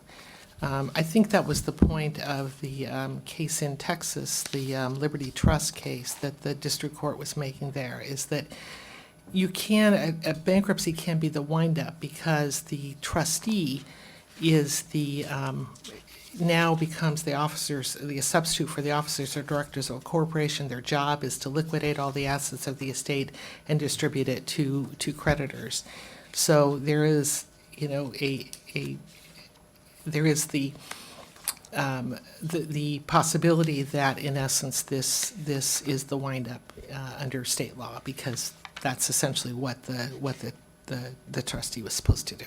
Sure. A dissolved company can file a Chapter 7 petition as part of its Yes. windup. Yes. Or be placed into involuntary Right, and it can bankruptcy. wind up in a Chapter 7, where it's now distributing. In fact, when you do file a dissolved company in a Chapter 7, it is wound up in the Chapter 7. It can sue and be sued. It can, yeah, it can sue and be sued. You mean a dissolved corporation? Yes. Yeah. And Sam, this is also your area too, so feel free to step in. You agree that a dissolved company under the dissolution statute has standing to sue and be sued? Yes, I do. Okay.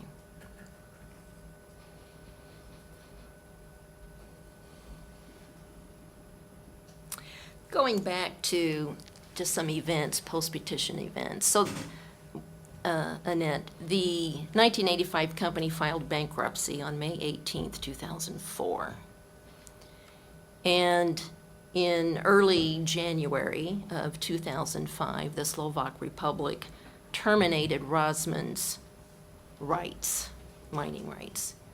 As a result of that, Rosman commenced litigation in the Slovakian court system to seek reinstatement of those rights, and asserting claims that it was entitled to have those back. Rosman's claims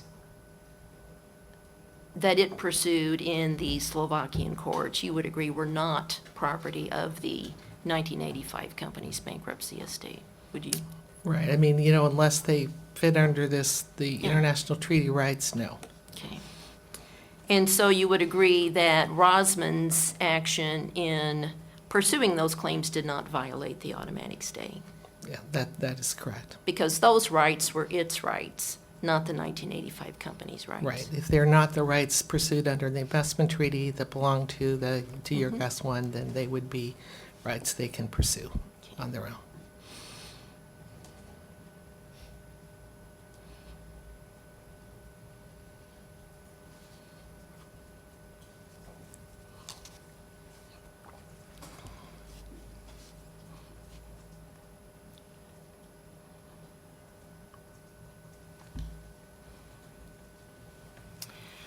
So going back to dissolution, the company had been dissolved by the time it had filed bankruptcy beyond the reinstatement period. The bankruptcy did not change that status as a dissolved corporation. You would agree with that? Yes, the bankruptcy code, the dissolution is a state law concept, and it has to be done under state law. Okay. I'm having a bit of trouble finding it. Maybe you can find it for me. I'm looking for your reference to Thornton versus Mankiewicz. Is that in your first report or your second report? I think it might be in the second one? report. Yeah.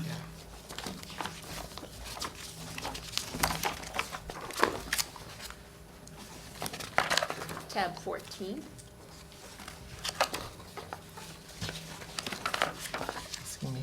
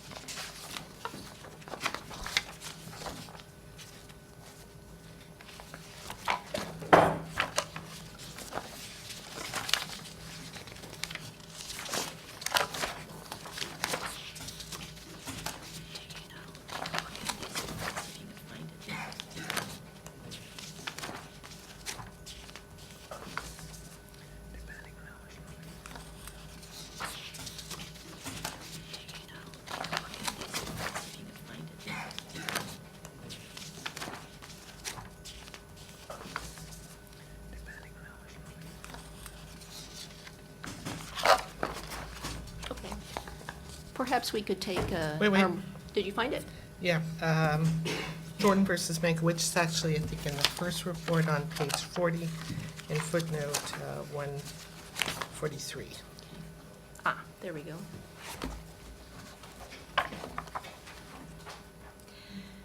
You discuss this as, well, one, I mean, why are you, what's the relevance of this decision in your opinion, if the 1985 company's ability to be reinstated had expired when the bankruptcy was filed? The point of this section is, this is a really kind of odd situation. There is very little case law on this, but the issue is whether a company that has been dissolved, so it can't be reinstated, so it's not able to continue in business under state law, only can liquidate, then files a Chapter 7 and is liquidated, is wound up in the Chapter 7, whether they have a life beyond that.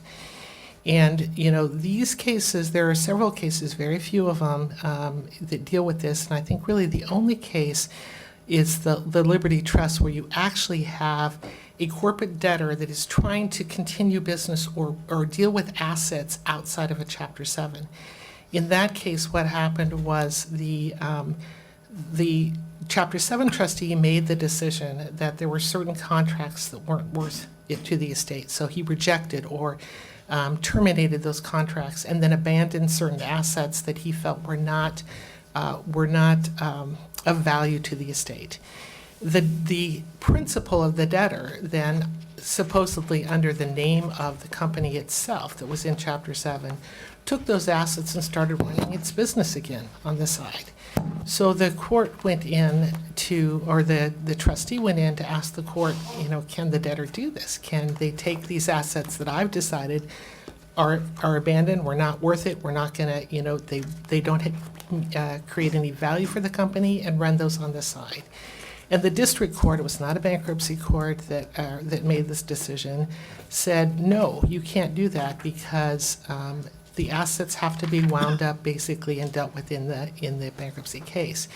Now, the district court, I think, in that case made a mistake in saying that it was dissolved by means of the bankruptcy. That clearly is not true. And if you look at another case cited, the CVA construction case, where a bankruptcy court in Texas said it can't be dissolved through bankruptcy, but did not disagree with the fact that a company that goes through bankruptcy that's been dissolved cannot further act. In fact, in the CVA case, the bankruptcy court said, gee, we got to figure out if these insurance policies actually vested and happened before the case went through bankruptcy, after it's been dissolved, or they may not be able to operate in them.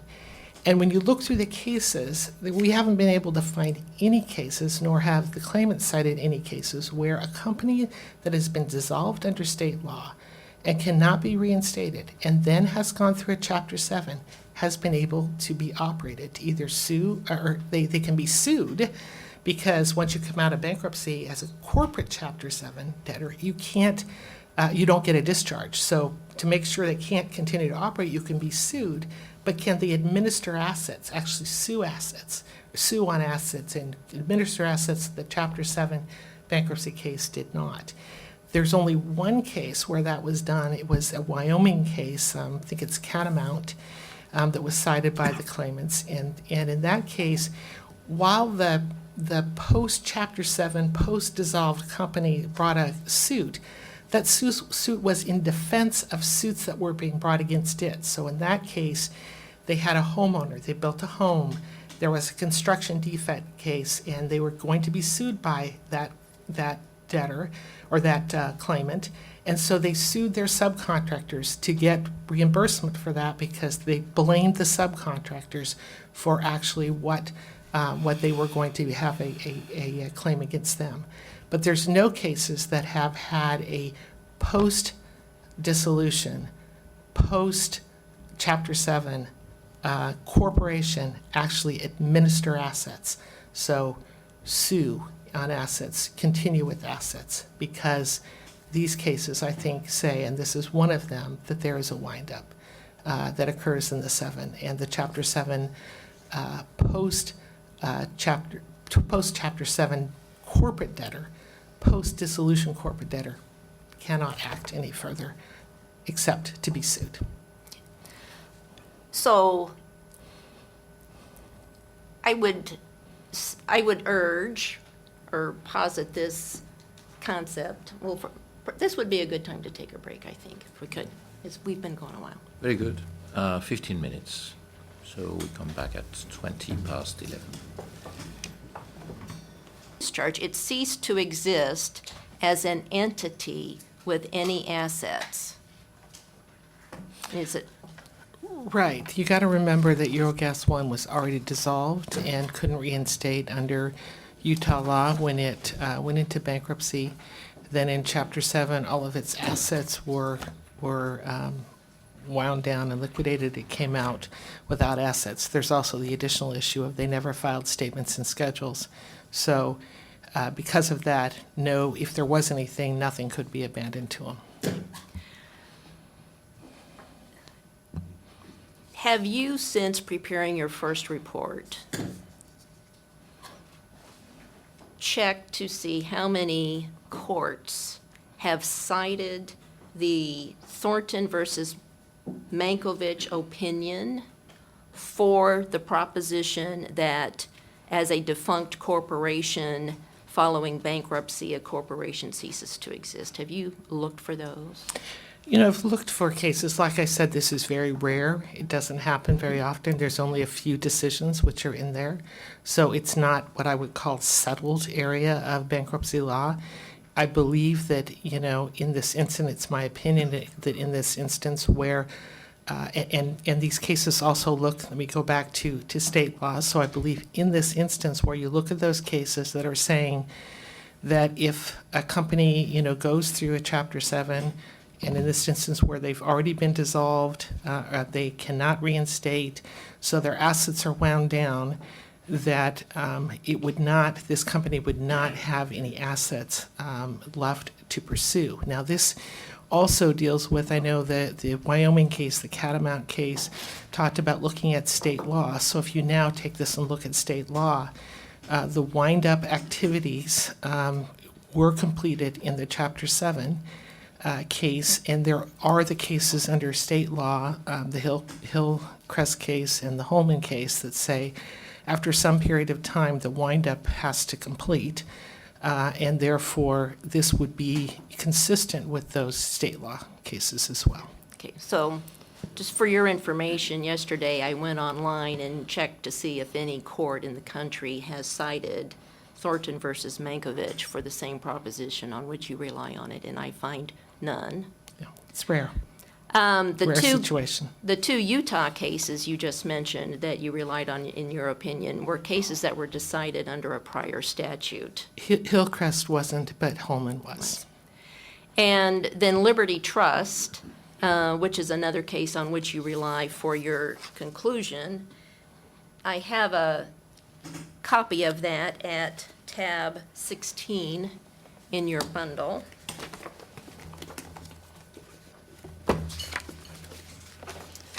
And it is RA 16. Oops.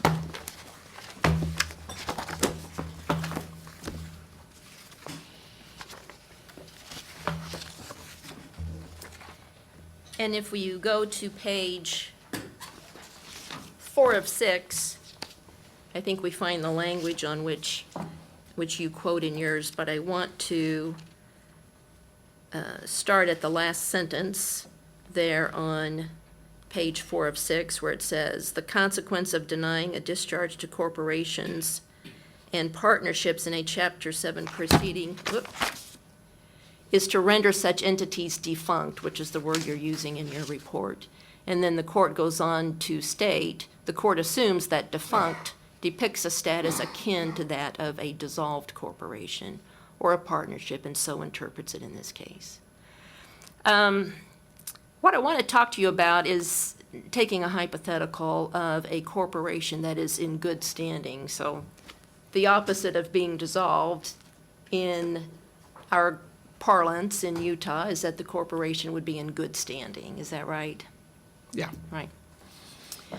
And because corporations are creatures of state law and not bankruptcy law, to determine a corporation status, you go to the state of Utah's website and look at the particular page on that website from the Utah Division of Corporations. Isn't that right? Yes. And we'll take a corporation, we'll call it Jarvis Corporation, and it's in good standing with the state of Utah. I see that online. Corporation is in good standing. Jarvis Corporation, for whatever reason, is placed into Chapter 7 bankruptcy, and 6 months later, its case is closed. If I were to go back to following that closure, if I were to go back to the state of Utah's website, the Division of Corporations page, and look up Jarvis Corporation, it would reflect that the company was in good standing, would it not? That's correct. And that's because dissolution or good standing are creatures that are determined by the state of Utah, not by the bankruptcy code. Is that right? Right, and that's why I said that with this case, one thing I disagreed with him about was this statement that he made that the company was dissolved because they had gone under state law, because they had gone through Chapter 7. And in fact, the bankruptcy court in the CVA construction case said they thought that was wrong, and they were right, in the sense that it's not, you can't dissolve a case by going through bankruptcy. Excuse me, I think you meant corporation. It can't dissolve a corporation by going through bankruptcy. That has to be done by state law.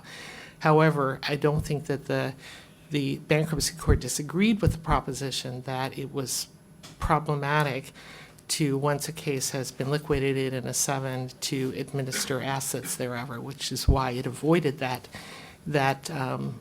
making a statement about that, finding the contract in question to have been dealt with prior to the filing of the Chapter 7.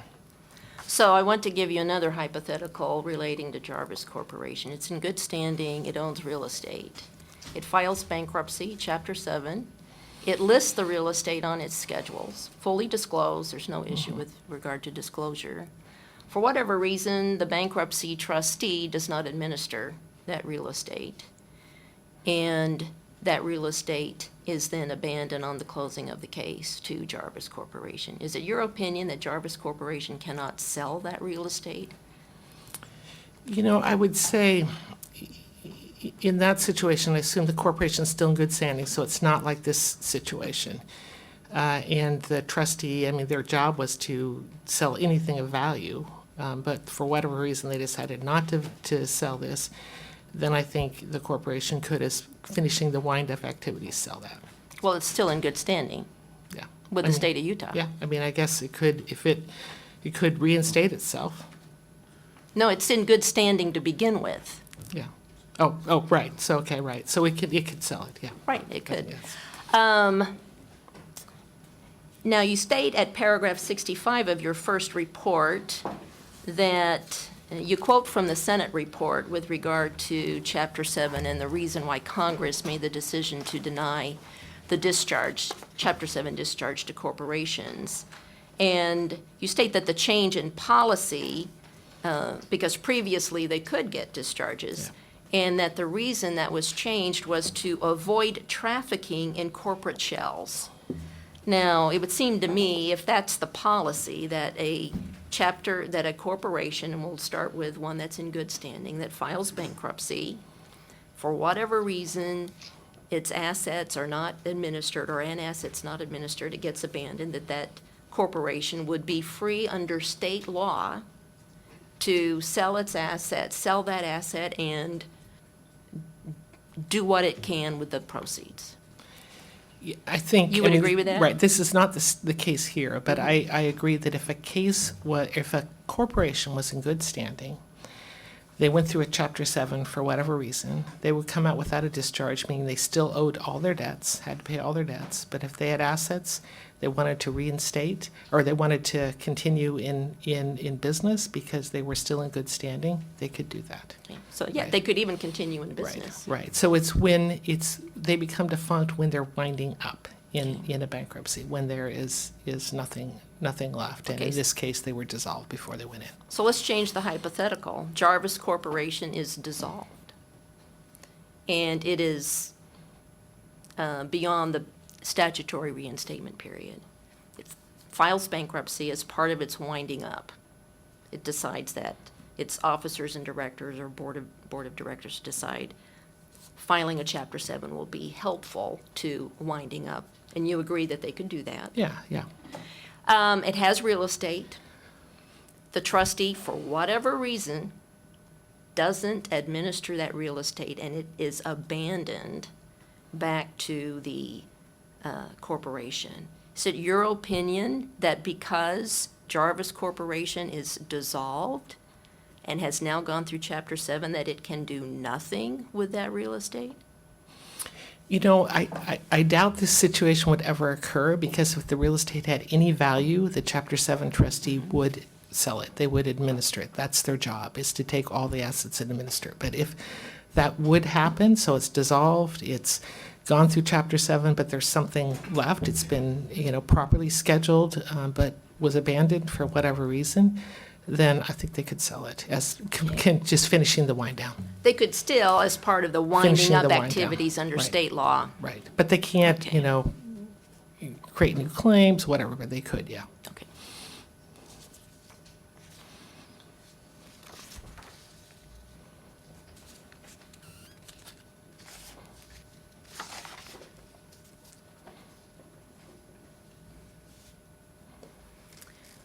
So Sam, I don't want you to feel left out of all of this.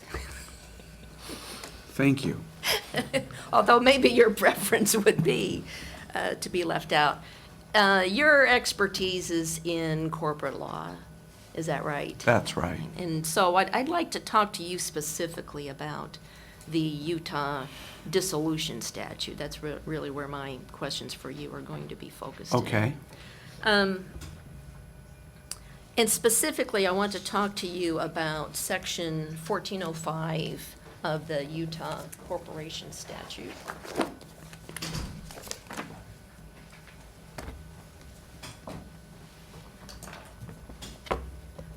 Which is tab 8, R19. So if you would look at tab 8, please.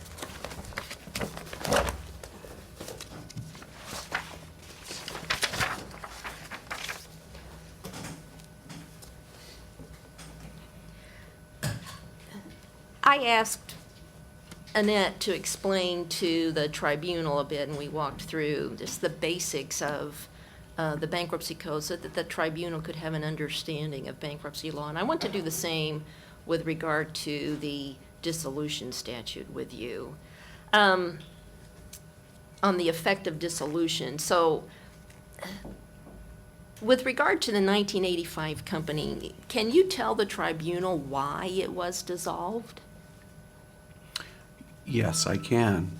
The company was dissolved administratively because it failed to file annual reports with the Division of Corporations, which it was required to do. And if you continue to fail to do that, and you will eventually be administratively dissolved, and you'll receive a notice from the Division of Corporations that you've been dissolved. Okay. I don't know if you have any sense of this, but a sense of the percentage of Utah corporations that get dissolved in any particular year for failing to file an annual report. I don't have any idea what the percentages are. It seems to me it's something that could easily fall through the cracks. You get the annual report request, particularly if it's a small company, they're busy, somebody's sick, who's supposed to handle it. It gets lost in the cracks, and lo and behold, the company ends up getting dissolved. Have you ever Yeah. seen that? Yes, I have seen it. Yeah.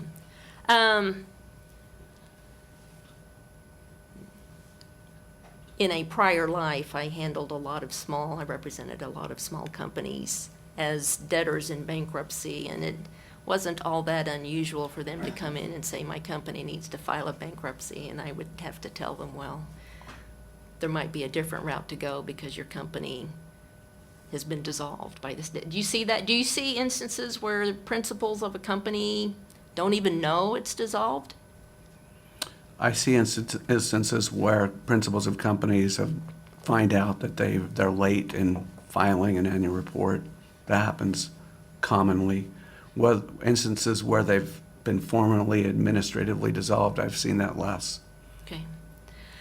But in any event, the state of Utah has enacted Section 1405 for purposes of winding up and liquidating a company's assets. And that does not prevent the company, a dissolved company, from entering into contracts or transactions so long as they're designed to wind up and liquidate the company's affairs. Is that an accurate way to describe it? Well, that's an interesting question. And I would have answered that question absolutely yes, except I just read a case Uh-oh, okay. that came out on September 1st from the Utah Court of Appeals. It's called Whittingham LLC versus, I think, TNE Partnership or something like that. It's a brand new case. Can you give us the citation to that? It's back in the room. I didn't memorize the citation, but I have it back in our breakout room. I could go get it for you. Would the chairman allow a brief recess to allow him to go get that case? You find it very quickly? Yes, I can find it very quickly. Well, why not? 1 minute, I'll come back with the citation. I just wasn't allowed to bring it in here with me. Do you have a key to get in? I need a key to get in.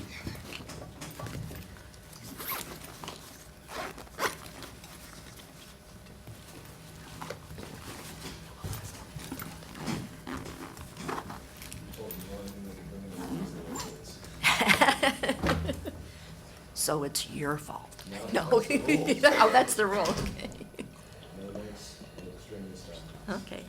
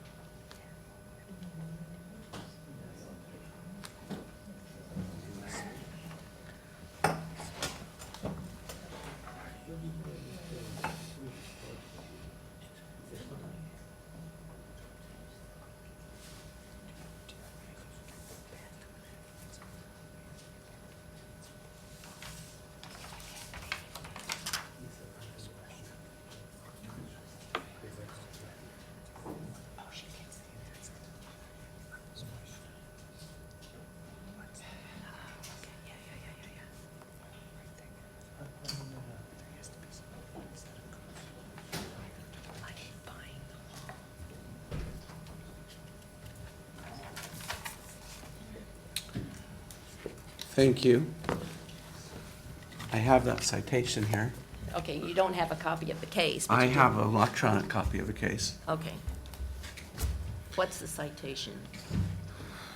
2016 UT App 187 or 2016 Utah App Lexus 193 or 820 Utah Advance Report 68.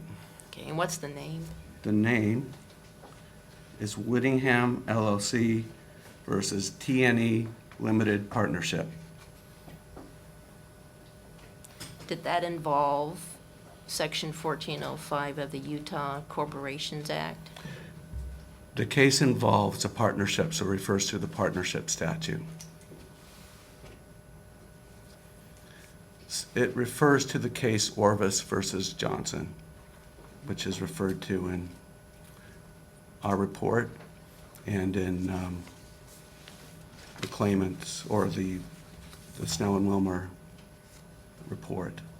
Can you point to me where in your report the reference is made to Orvis v. Johnson? Certainly. Let me just move this for a second.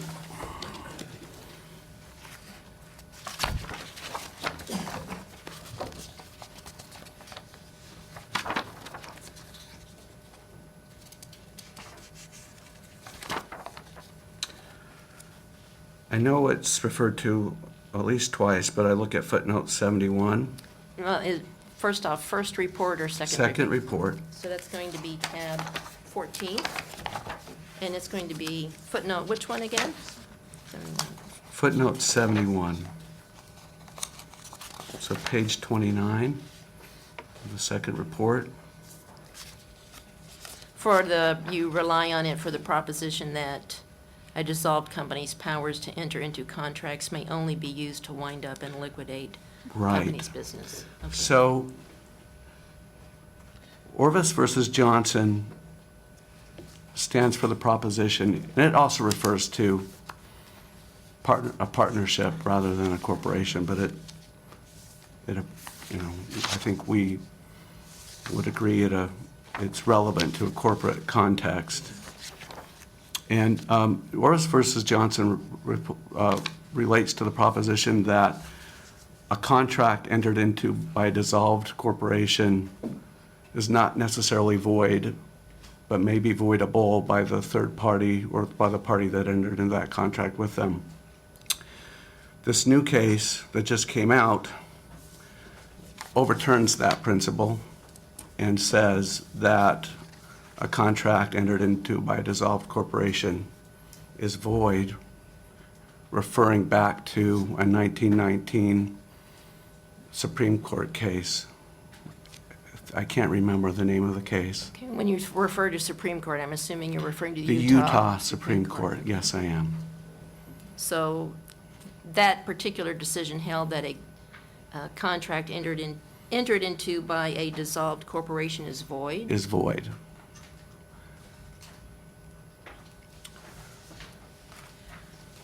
So how does a dissolved corporation wind up? I think that's a good question. And I'm reading the case, and certainly the statute that you've pointed out refers to a dissolved corporation being able to wind up its affairs. That's what our statute says. And it says it's able to dispose of its assets and those types of activities. So I'm not sure how it all works together, but I wanted you to be aware of that case and what it says. If we could take a look at, of course, you're kind of surprising all of us, including you, I know. I learned about this case within the last 24 hours. And it is dated September 1st, 2016. That's when it Right. was filed. In your analysis, let's start with your analysis that you submitted, that's been submitted to the tribunal. And I'm wondering if you can point to case authorities which you relied on in connection with your conclusion that dissolved companies can enter into transactions in the course of liquidation, provided they are in furtherance of the winding up and liquidation. Were there any court opinions you relied on?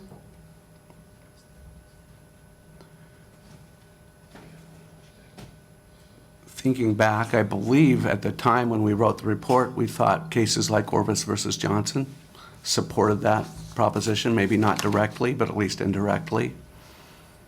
And then relying on the statute, which says corporations that are dissolved in the process of liquidating their assets and winding up have to be able to dispose of their assets. Candidly, I don't know how you do that without being able to enter into a contract to do so in certain circumstances. This changes the landscape, I think, of your opinion. I mean, how does this new opinion from the Utah Court of Appeals change your opinion? About what? The ability of a dissolved corporation to be able to enter into contracts for the purpose of winding up and liquidating its affairs. So my opinion is that ultimately Utah courts would have to figure this out, and the Utah Supreme Court, if it ever looked at this again, would in essence overturn this new case. You disagree with it? I disagree with it. And your sincere belief is that it is the court in Whittingham versus T&E has come to the wrong conclusion? Not the wrong conclusion. They actually, if you read the case, and I know you haven't had that opportunity yet, they actually indicate that, I can't remember if it's in a footnote or another section of the case, but they indicate that they in essence hope that the Utah Supreme Court will look at this someday and correct itself. Let me also just add, this doesn't affect our opinion about merger, that this. Sure, I know that. You know, it can't be affected as a wind down, so. Obviously, if they can't do anything, they can't merge. But that opinion, I would imagine, is, I would like to make a suggestion, since this is a surprise for all of us, that we take our lunch break and allow my corporate expert and me to review that, get a copy of the opinion. Maybe we can discuss it with Mr. Gardner after the lunch break. I think it's a good idea. I seize this opportunity to ask a question about the word void. What exactly does it mean in U.S. law? Does it mean that it's automatically void, and any court, even if no one has requested the contract to be annulled or voided, avoided, it's void, or the opposite? I think it means just what you said. Okay, thank you.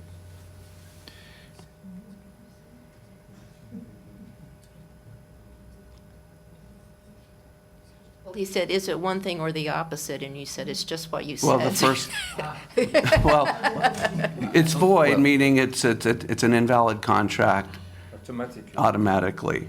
There's another concept that you would read in the Orvis versus Johnson case that talks about a contract being voidable, in which case it isn't automatically void. But if it's void, it's automatically void. Thank you. My apologies for not being clear. Thank you. What time do you want us back? I think we're going to take the lunch break. Is it noon? Oh, I want to get the opinion, this new opinion, and read it with my expert, and then come back and question him on it. Do you?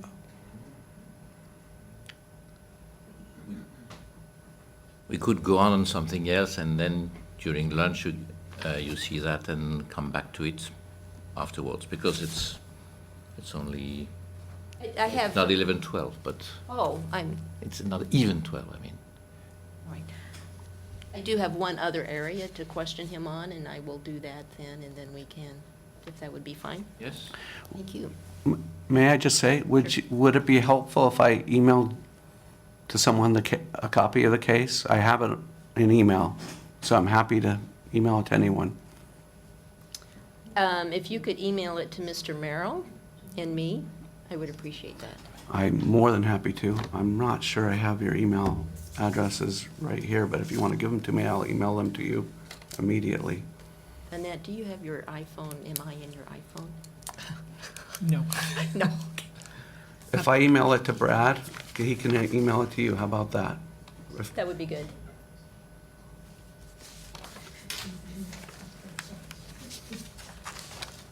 If you will give me 1 minute, I'll email it to him right now. Thank you. Okay.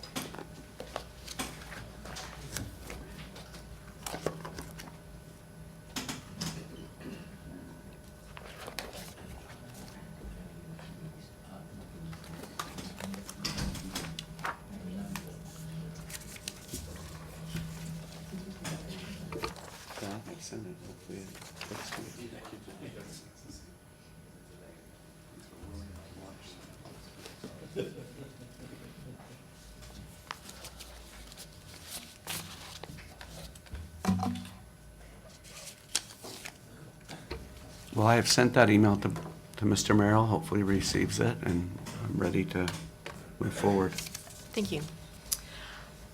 So let me discuss with you then your reliance on the doctrine of adjustum generis in connection with Section 1405 of the Corporation Statute. And I believe it starts on page 27 of your rebuttal report.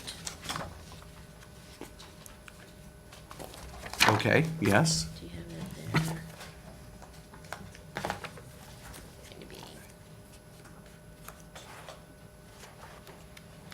tab 14.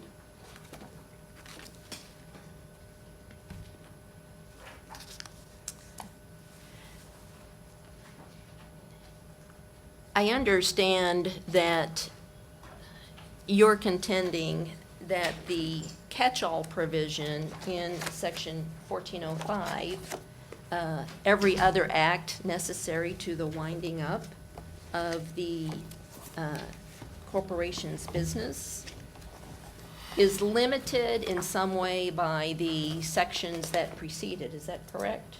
Yes, that's my view. And for the tribunal's understanding, Section 1405 is tab 8, if you want to take a look at that.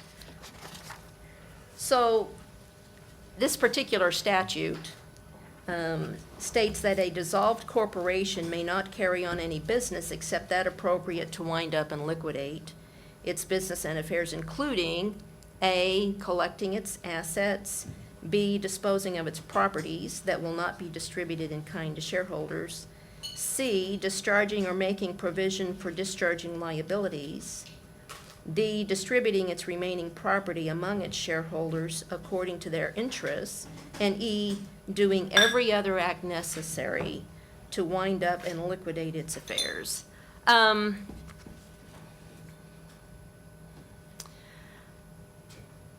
What is it about the term every other, well, let me go back.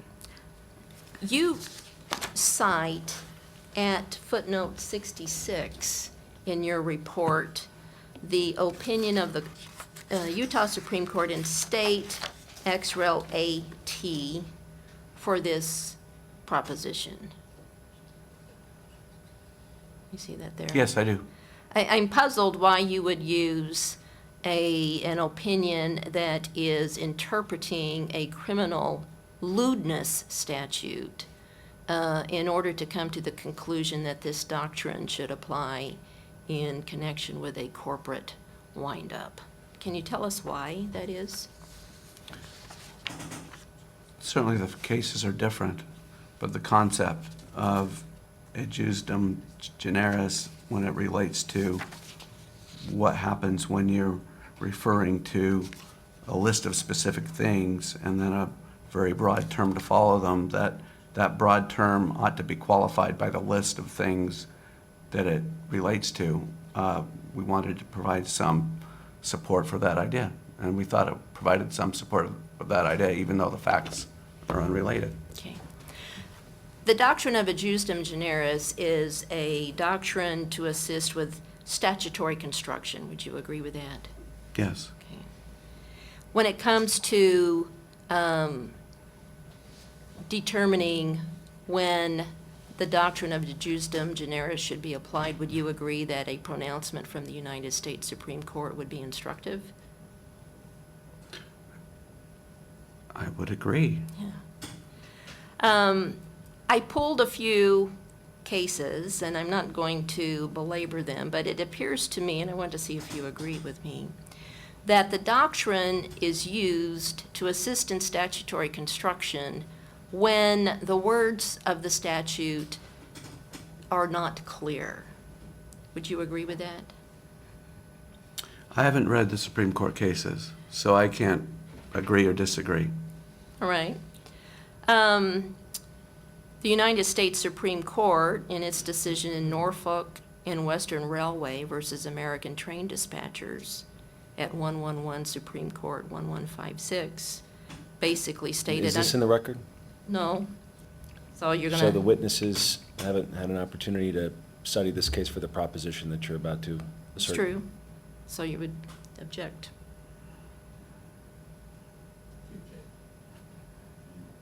I think if there were cases that these experts should have read so they could address what Ms. Burton is about to put to them, they should have been put in the record before now. I think that's correct. That's correct. All right. Then I will not belabor the point.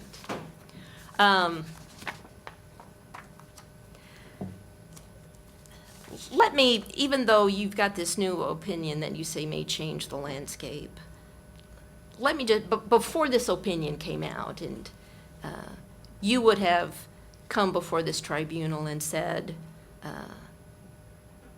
a dissolved corporation can enter into transactions and contracts so long as they're designed to further the wind-up and liquidation. Is that right? I would have, yes. And in fact, in your rebuttal opinion at paragraph 51, if you would turn to that, please.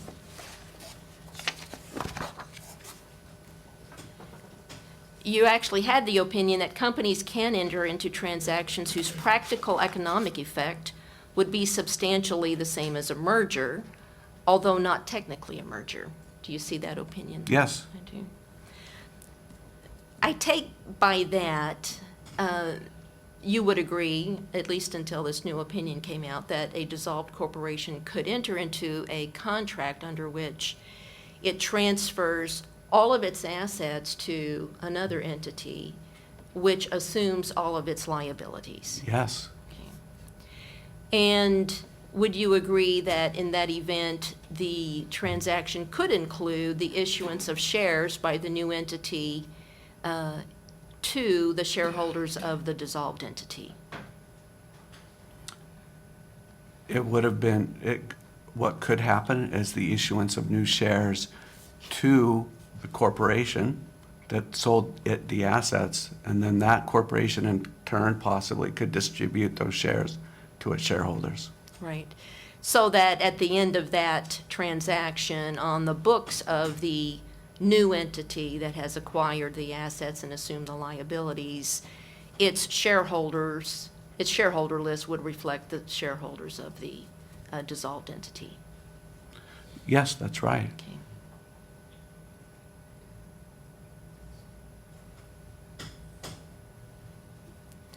Now, you indicated that in your opinion, that the joint resolution,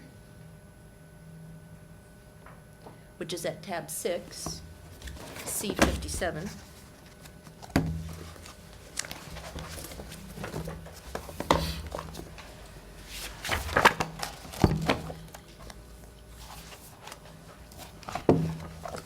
okay, do you have that joint resolution in Yes, I do.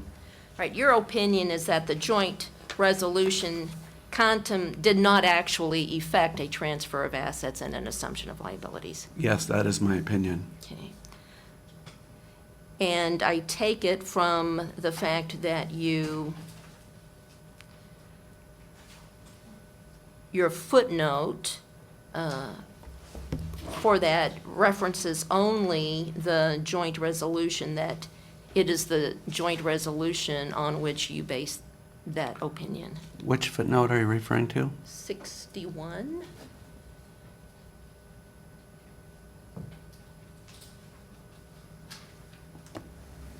You state that the joint resolution contemplates the potential transfer of assets, but there is no evidence that any actual transfer ever occurred. Correct. Resolutions of companies can resolve to do all sorts of things, but that doesn't mean they've done them. A board of directors can approve an action and then 2 days later unapprove that action. So to get something done, certainly board approval is an important part of the process, but then you have to do it, which in the case of an asset transfer is execute an instrument of transfer like a bill of sale or assignment agreements or other related documents. And if there were to be an assumption of liabilities, there'd have to be an agreement by which a company assumes the liabilities of another company. That didn't happen here. I've never seen any indication in any of the documents that have been presented to me, at least, to indicate anything like that ever happened. Okay. I take it you did not, as part of your research and investigation, speak with the principals of either the dissolved entity or the 2005 company to ascertain what their intent was with regard to the joint resolution? I did not speak with them. Okay. And you were not here in the hearing room, when Mr. Wolfgang Robel testified to the intent of the parties to this joint resolution? I was not here. Okay. Would you agree that in ascertaining the terms of an agreement, that the intent of the parties is an important consideration? It's relevant, but not as important as actually entering and executing an instrument of transfer to make a transaction happen.